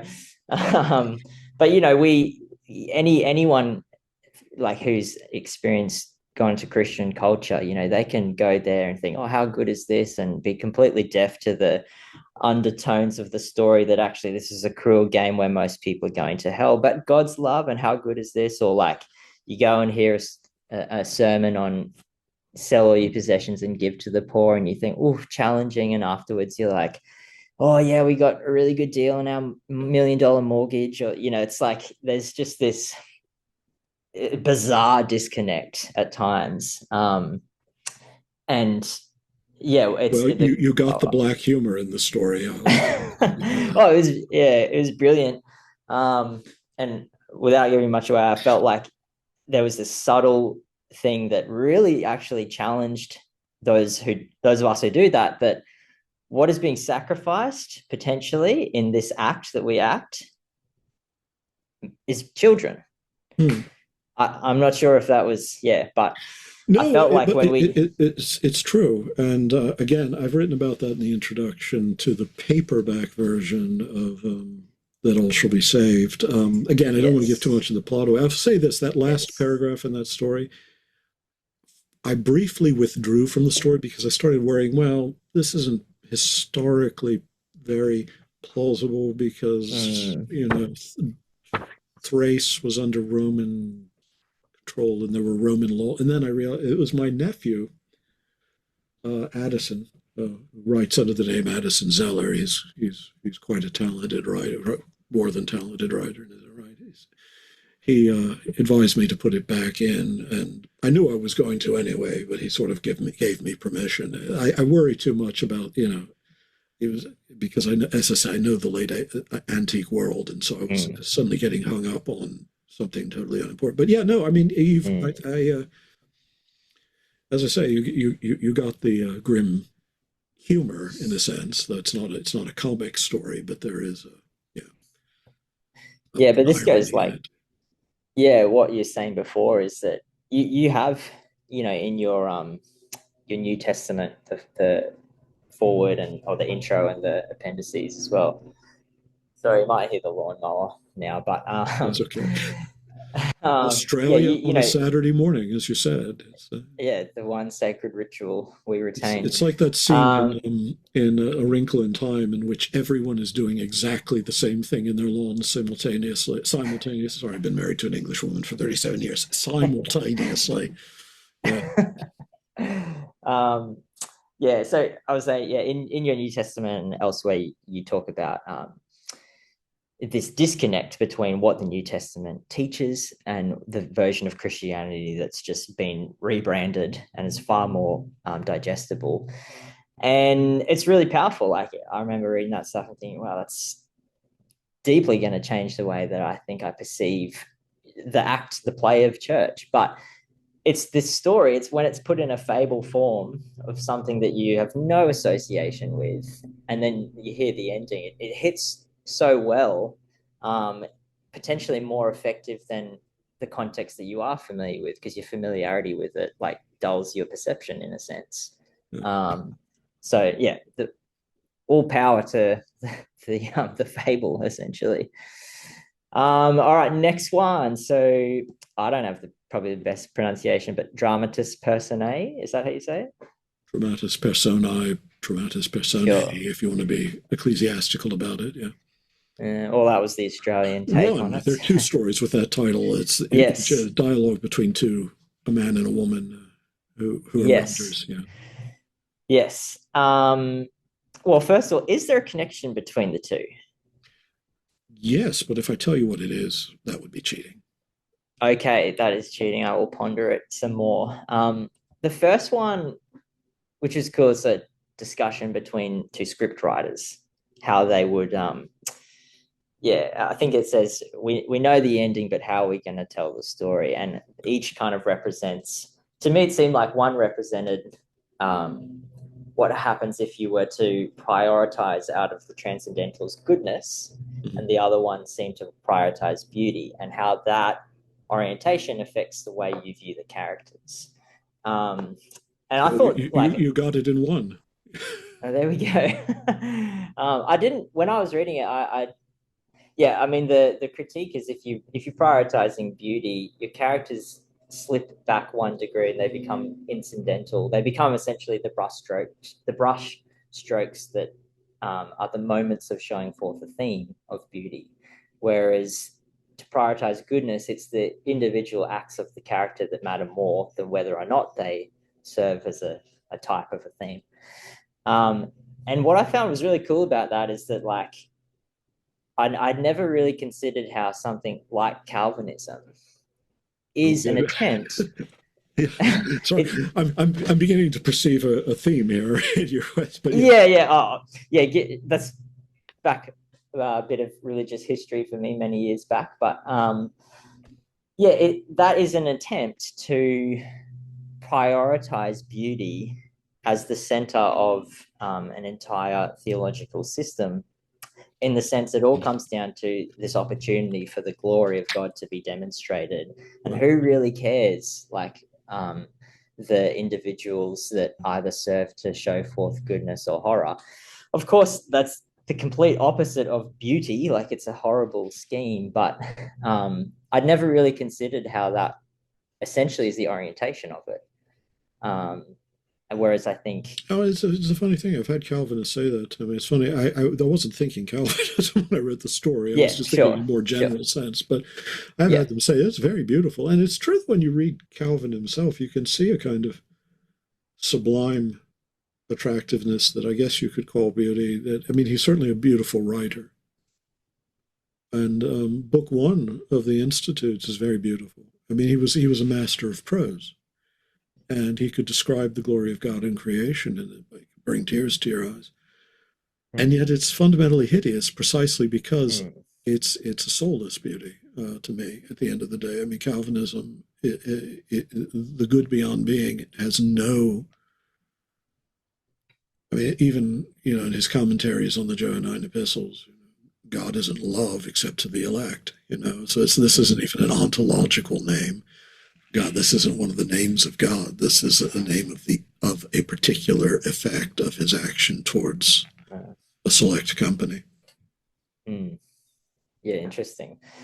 Whereas the alternative, obviously, if you're prioritizing goodness, you get, as you've written about elsewhere, like that Philippians 2 sense of, the ends of creation is also the beginnings of creation, when all created beings... If you emphasize one without the other, you lose the nature of either, it seems to me. I don't... Sure. I'm not a moralist at heart. I just believe that if you draw the two things apart, you end up with a truncated picture of reality. Great point. Another thing that story made me think about, because you talk about the palindromic nature of the tale and the start versus the end in terms of the scenes, it made me think about, like, it seems like a bit of a geometry theme in a lot of your writings. For instance, the chiasmus in You Are Gods, that kind of Exodus and Redditus type of understanding of the cross, of creation, of all things. That it was almost like this little tale. I don't know if you were intending on drawing that forth, but that element of, like, the palindromic story of creation as somehow mirroring the very essence of God. I'm not sure. Not there. It's definite that the two characters, one is a man and one's a woman. And for those, I'm going to explain the two stories. In the first one, the man has an idea for an ending of a novel, not a script, I think, or a novella or something like that. Sure. But he wants her, based on how he ends it, to supply a beginning. Okay. And then the second version is she has a tale in which she has a setting, but she doesn't know how to bring it to a conclusion, and he has to provide it. And first of all, there's a palindromic story in relation between the two. I think it really is more just an aesthetic predisposition. I like playing. I like the pattern. But I think there's also, how can I put it? that any tale has a midpoint that is the axis. If it's a real tale, there is at least one. A bad romance or a bad tragedy can have lots of peripeties, reversals in action to the point where it just becomes meaningless. But a good one.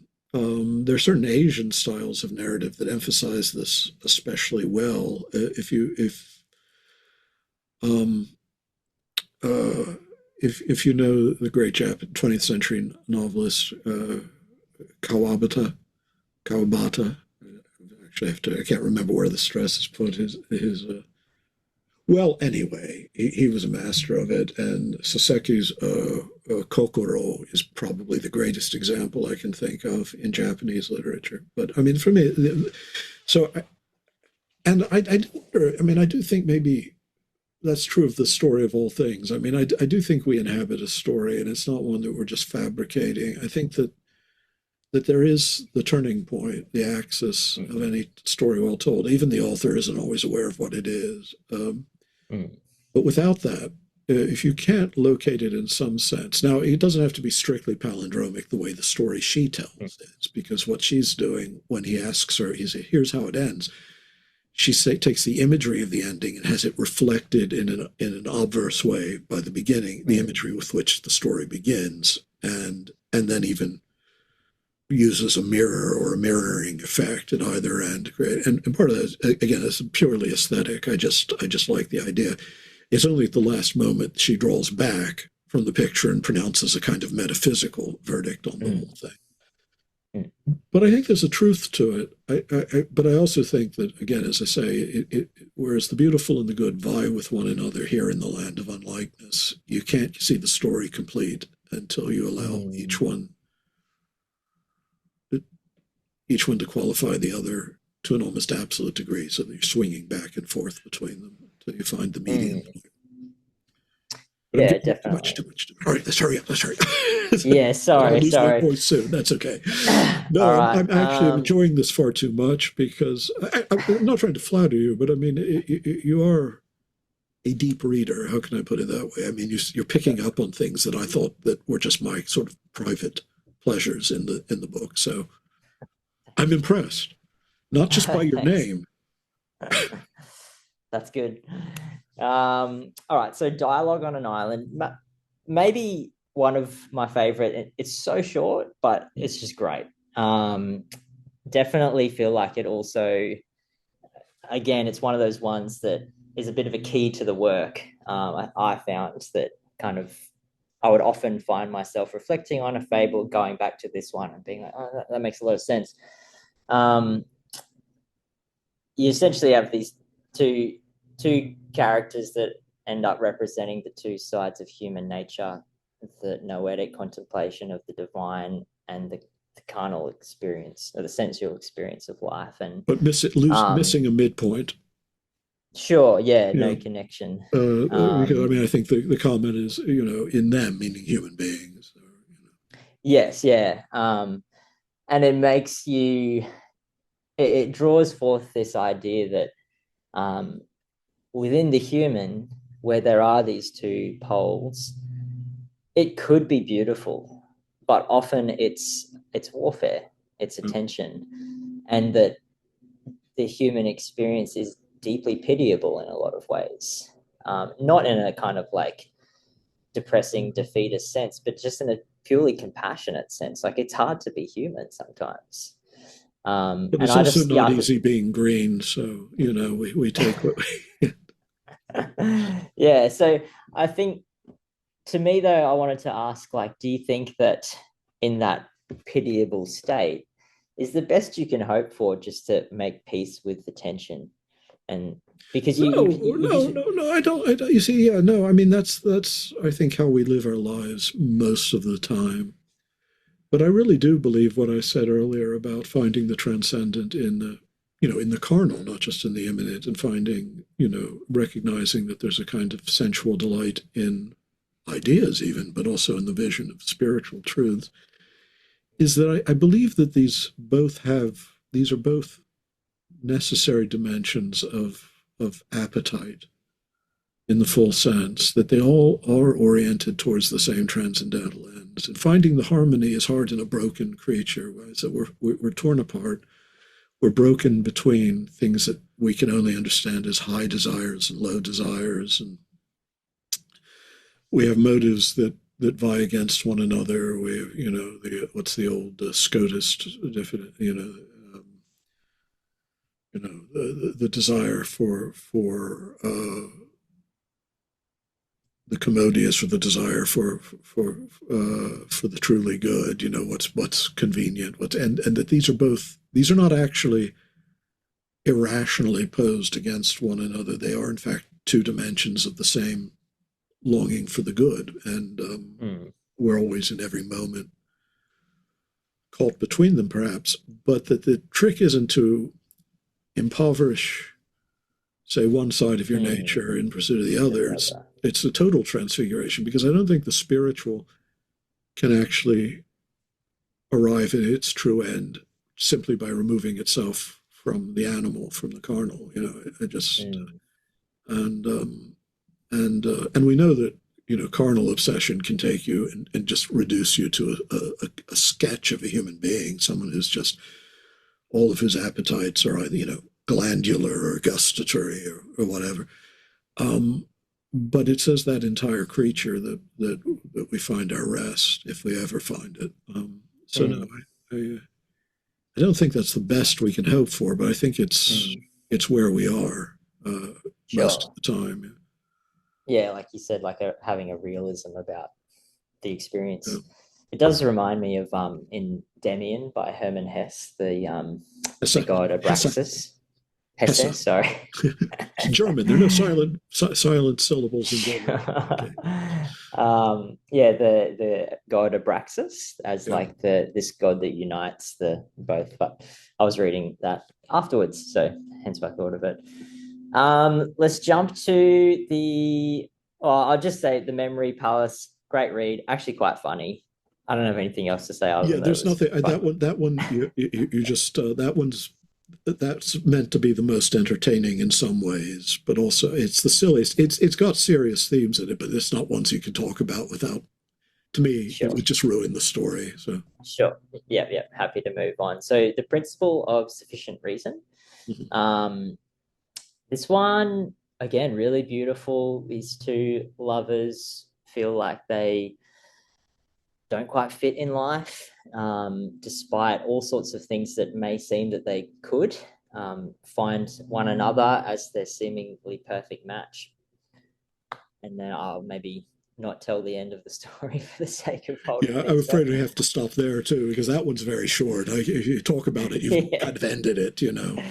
This happens, then this happens, then that's the over. Yeah. It's I have a sort of weird affection for those two. That one's actually some people didn't like that one as much as the others because they didn't like the main characters, but it's like you're not necessarily supposed to like them, but you should have compassion for them. Is the name intending to be a critique on the principle of sufficient reason? It's actually just a joke on the last sentence, which I can't give away. I also won't, but I'm going to read it.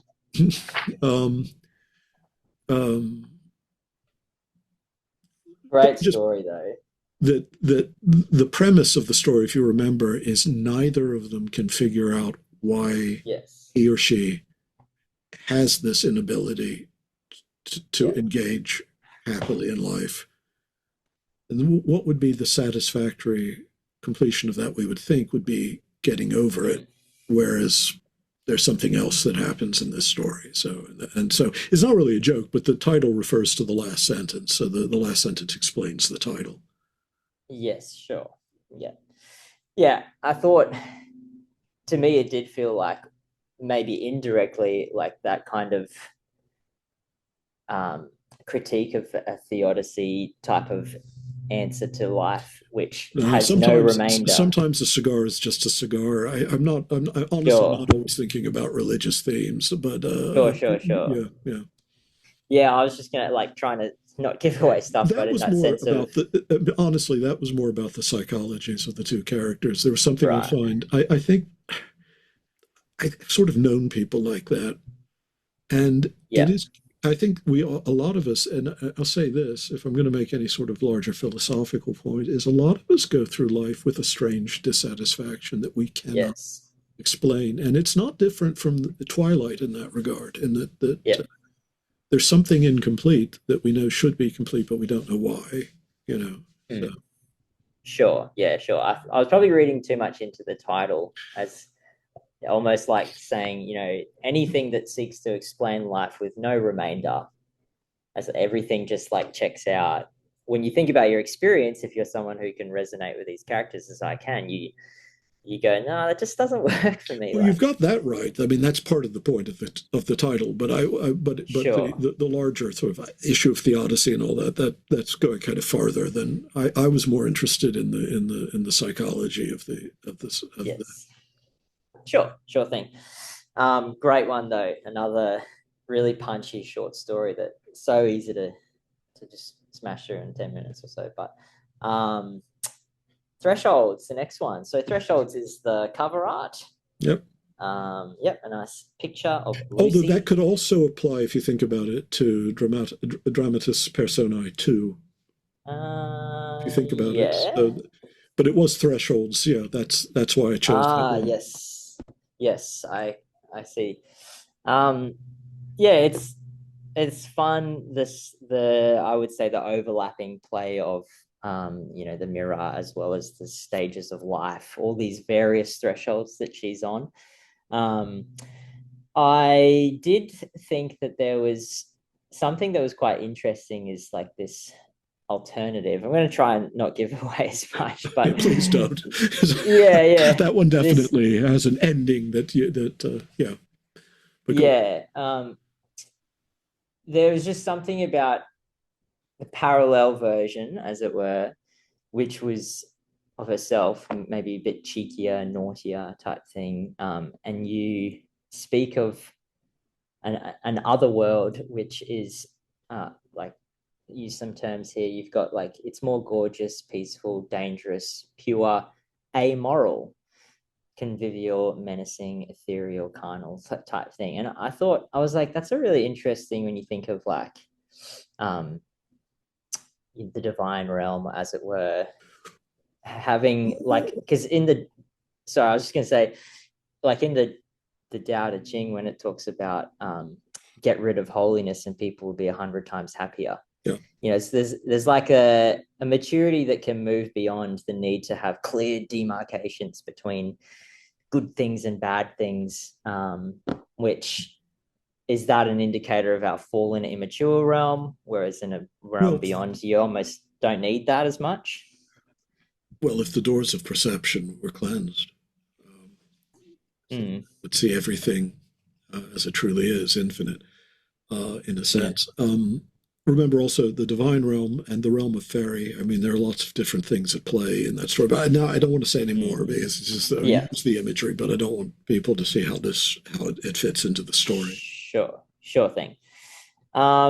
You mentioned One of earlier. my friends, Sally Vickers, the novelist, I love her novels, in part because they're novels that have this sort of just fluid intermingling of the natural and the preternatural and the supernatural and the divine, and yet it all feels like a real world. It's all continuous. But Sure. when she was reading the manuscript for this, said that I had stolen the idea from her from an idea she'd had without I had secretly sneaked into her unconscious or something. It was very funny. It was very flattering, to be honest. Yeah, anyway, but what's funny is that it's kind of funny given the nature of the story. So Sure. Picta ignotus, the next one, which we mentioned earlier. Part of me felt like I wonder if there's a hint of biographical detail in this one for you, who spent a long time in the world of scholarship, and particularly the journey it goes on at the end, and that sense of like a lot of this scholarship stuff is kind of tedious Well, and yes, there was some of that. Yeah, definitely. There was some mockery. I mean, that's another story yeah. that has comic elements in it while being serious in some ways, and I thought rather lovely as always. But it's the most in some ways that and Thresholds and The Memory Palace are the three most fabulous stories. I think the ones that Mm, most uh, that one. I mean, there are a lot of themes about consciousness, though, and that's the one that's written not as a story. It seems like an essay, but it is actually a story. But mm, yes, you're right about that. There was a bit of somebody who's been in we're in the scholarly world for a long time, mm. in and out of the academic world. I've had a peculiar professional career in that regard, but I've always been going back in and coming out and back in. Yeah. And yeah, there's a certain fatigue with, and I think you will find in the scholarly world and in the world of philosophy how a school of thought or a discipline of thought can actually make you fail to see something Mm. so conspicuous. I mean, it's amazing the things that a scholar can blind himself or herself to in pursuit of theory rather than experience. But you know, Yeah, absolutely. Such a veil constructing industry in a lot of ways, sadly. mhm. Um, it did, in some sense, remind me of the vibe of your Substack post, "The Confessions of an Irreligious Christian." In that sense, so just the way it ends, and I don't want to give away too much the dream that you have, or the character, sorry, I should say, has at the end of that of this almost encounter, but like happy that it's just an almost encounter.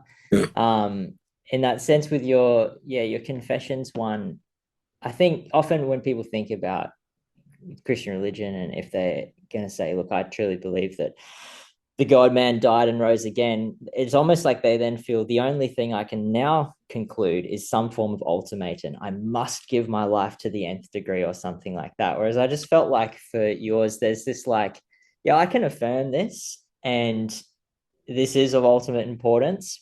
But in the meantime, I'm just me and I'm just living a pretty like normal life and I'm not going to try and change the world. Like I'll yeah. just, I don't know. I mean, it's funny. That's a connection that hadn't occurred to me, but it is true that the narrator of that story is psychologically like me, with the difference that he is not as rude as I can tend to be. I don't mean coarse. I mean in the sense that he doesn't pause to mock the scholars. He just describes them with a certain dispassion.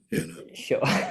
Um, but it's true. I mean, I used to feel actually rather, when you talk about that essay on Substack, I used to feel guilty about the fact that I don't have a very well developed, what I would have considered a spiritual sensibility, in the sense that a lot of the things like, spiritual writings that other people find transport them just bore me stiff. And I certainly have no taste for esoterica of any kind. I have people tell me how wonderfully the Valentin Tomberg is. It's like, oh God, I mean, it just puts me to sleep. And I get these experiences of transcendence listening to Bach or looking at a canvas or walking in the woods, and it's overwhelming.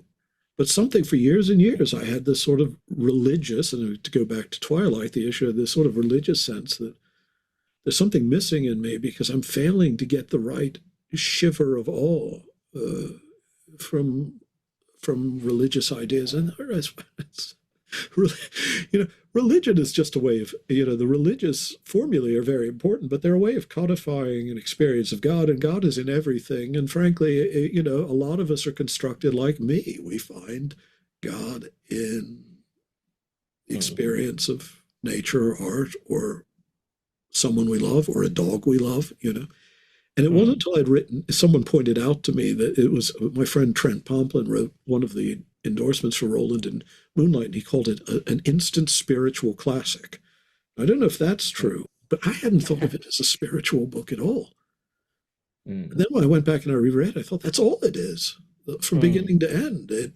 But it's in my idiom. It's humor, Yeah. dreams, the arts, religion, weird poetry, some of it intentionally bad, some of it good.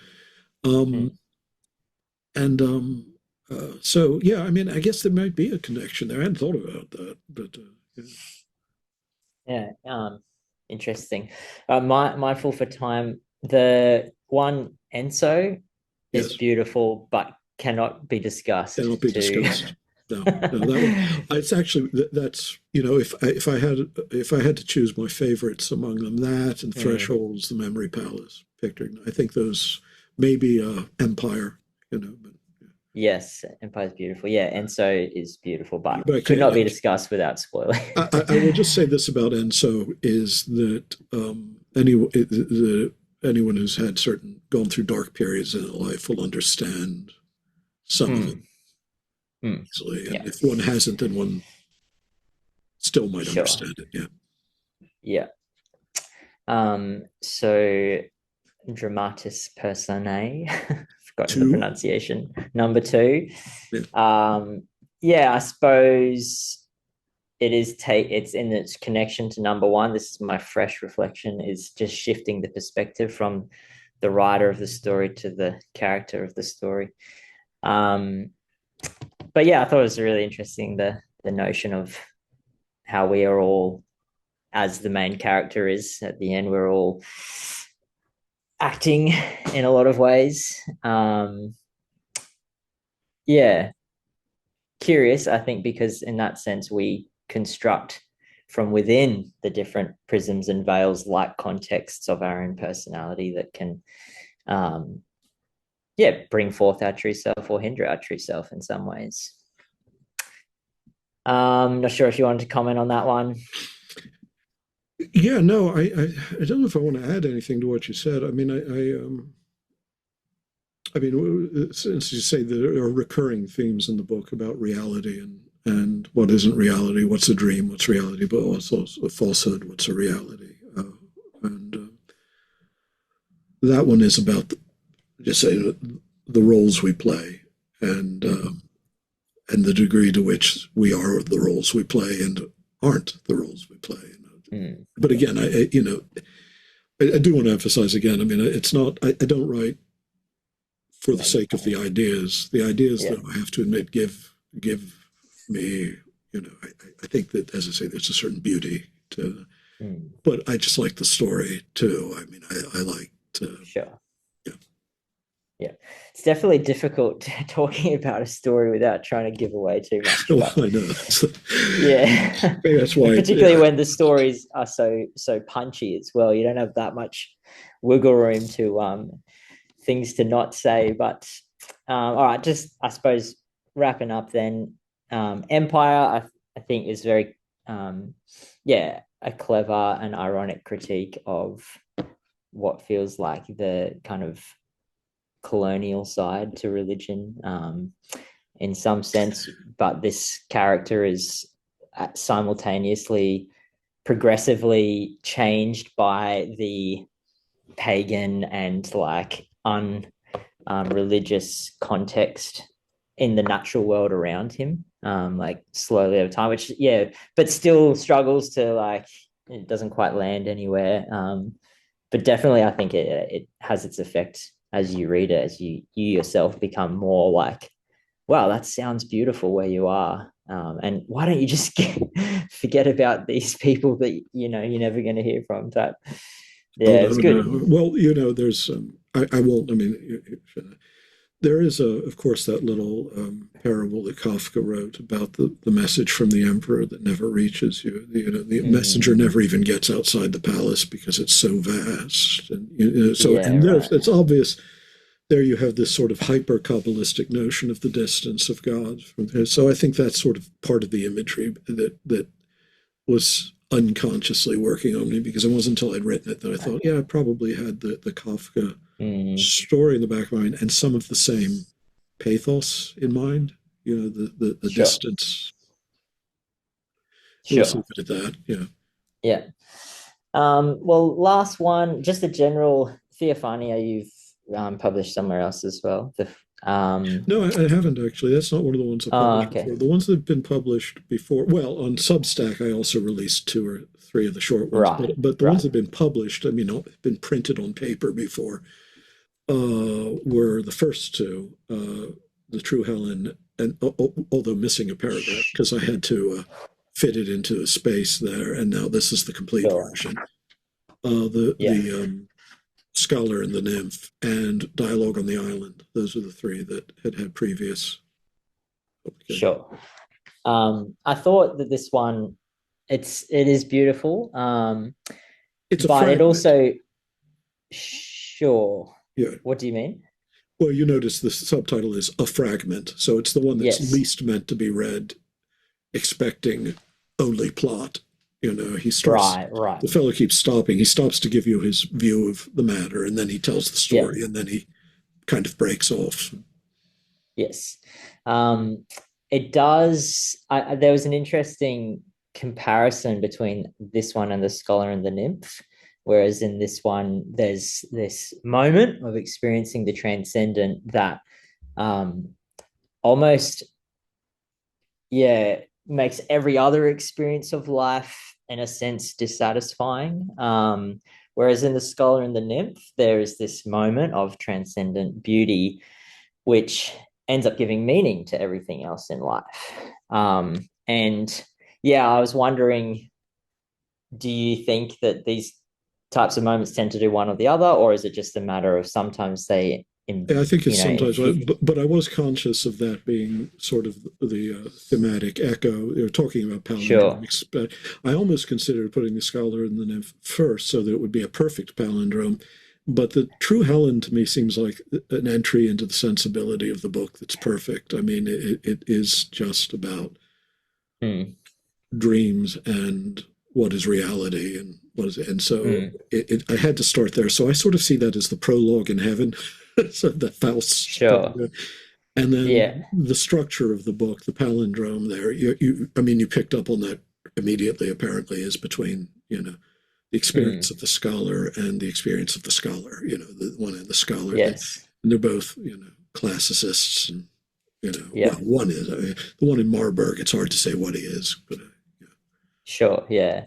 I thought the True Helen was also a bit of like, this book about the experience of transcendent beauty in a world that is this like veiled and imperfect version of it. So everything that's in the book that in terms of themes, and again, as I said, I don't set out to write, this is the point I'm trying to make, but again, the themes are there. And in terms of sensibility, in terms of aesthetics, it's all there in the True Helen. So that to me, that had to be either the first or the last story. Sure thing. Yeah, it does tie it off. I find the last sentence really hits. That was probably the one that knocked me into the melancholic mindset for a few days. So that's a selection of the stories. You didn't talk about them all. Did you have any other last comments on the book before I just want to ask you a completely random sport question? Okay, one last random. No, I'll say this. Thanks for talking to me about the book. As I said, I was ill when it came out. I wasn't able to do interviews on it. I wasn't able to promote it. And it was never good. Promotion isn't all that important because it's obvious, who's going to buy it or people who read me,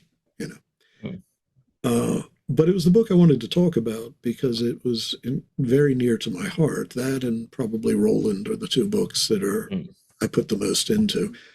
And your almost uncanny ability to see the point in a lot of things. So it's, I must say, wonderful surprise. So I'm very grateful for this. So it's wonderful to meet you finally face to face. Sorry, ask me this sports story, and I will go see how the game is going. Now. Yeah, then we'll wrap up.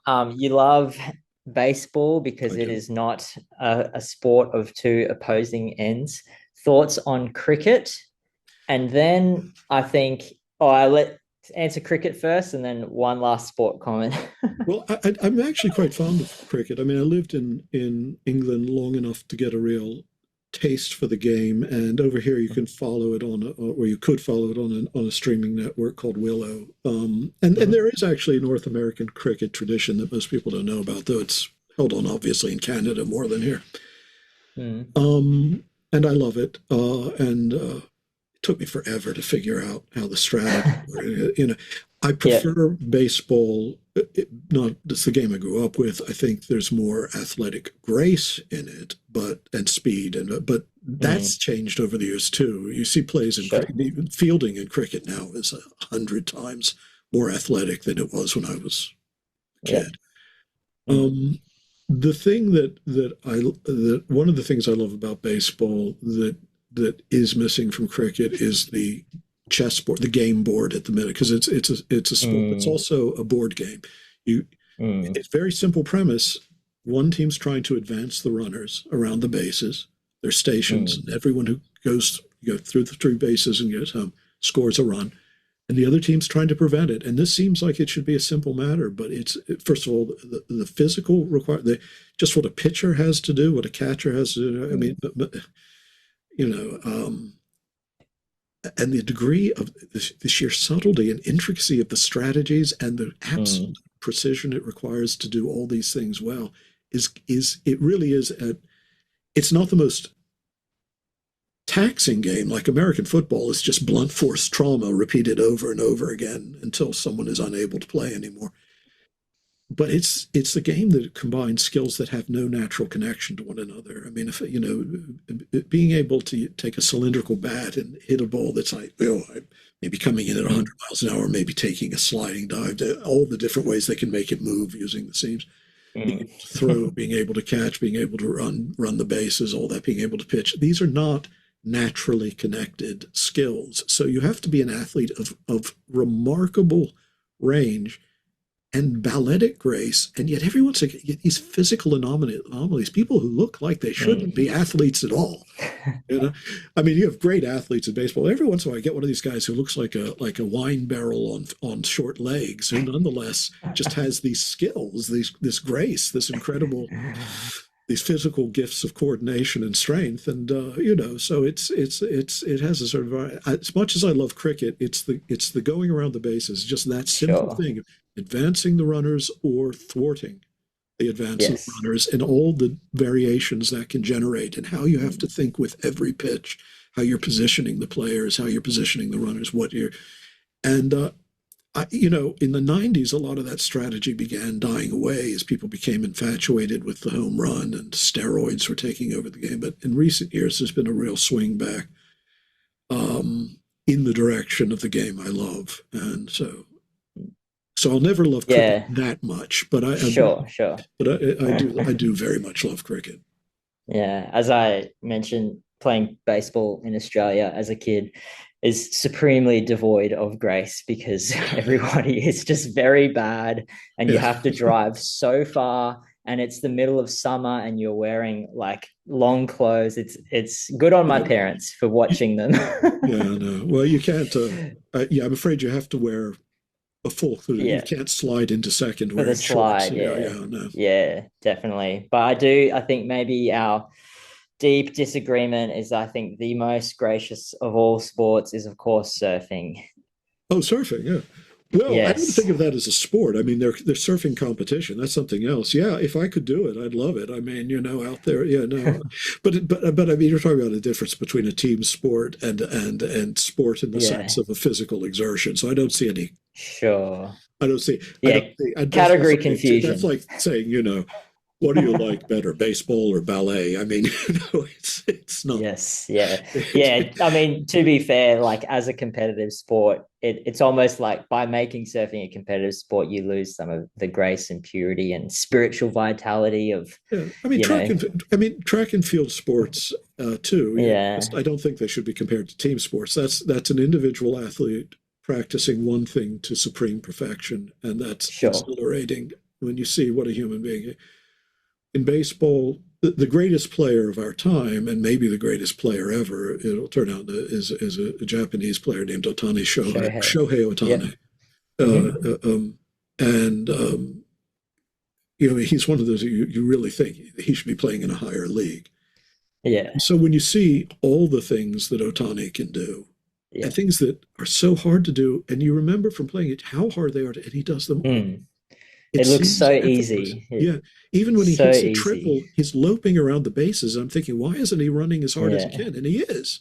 He's just so Yeah. graceful that he's like a gazelle. he doesn't have to slide. He just takes these long slides, these long strides. But if you blink, you've missed the triple, and it's Yeah. so that's Yeah, I exhilarating was in a different way. Yeah. yeah, I was a pitcher, and I often think like it's so intimidating how calm he is when he just stands ready to, like, no show, no, like, Well, like this, no, because he hits yeah, left. no excessive, like, Have you noticed though? setup for his shot. Have you noticed that his swing looks wrong? And this is true of Babe Ruth too. If you look at it, it looks like he's what they call stepping in the bucket. He opens his hip. He takes a swing that for a lesser athlete would be uncontrolled, but he has such perfect coordination that he can turn it into sheer power. He takes, Yeah. what for us would be, oh, that's a wild swing. You'll never make contact. You'll just pop Yes. it. Yeah. Even on, like, a slower ball or something, and that he's like sliced it a little, it's still a home run. But he's a big guy. 6'5", but in modern baseball, that's kind of average size for a lot of, especially for a guy who pitches. But you know, they say that if he played the outfield, he'd be a Gold Glover because he has that, and he also has that pitcher's arm, so and he's so fast. Yeah. But obviously, they're not going to risk him in the outfield when he's also a starting pitcher. So yeah. Well, all right. Well, thank you so much for this. I didn't expect it to go for more than 2 hours, but it really is a pleasure, and you've made my day. No, thank you very much. It's great. And everybody, go get yourself a copy. Yes. Australians, it'll cost a fair bit, but it's worth every penny. You can get it paperback too. It's cheaper. So, all right. Okay, true. Okay, take care. But the hardcover is beautiful. So, all right. See you, David. Take care. Thank you so much.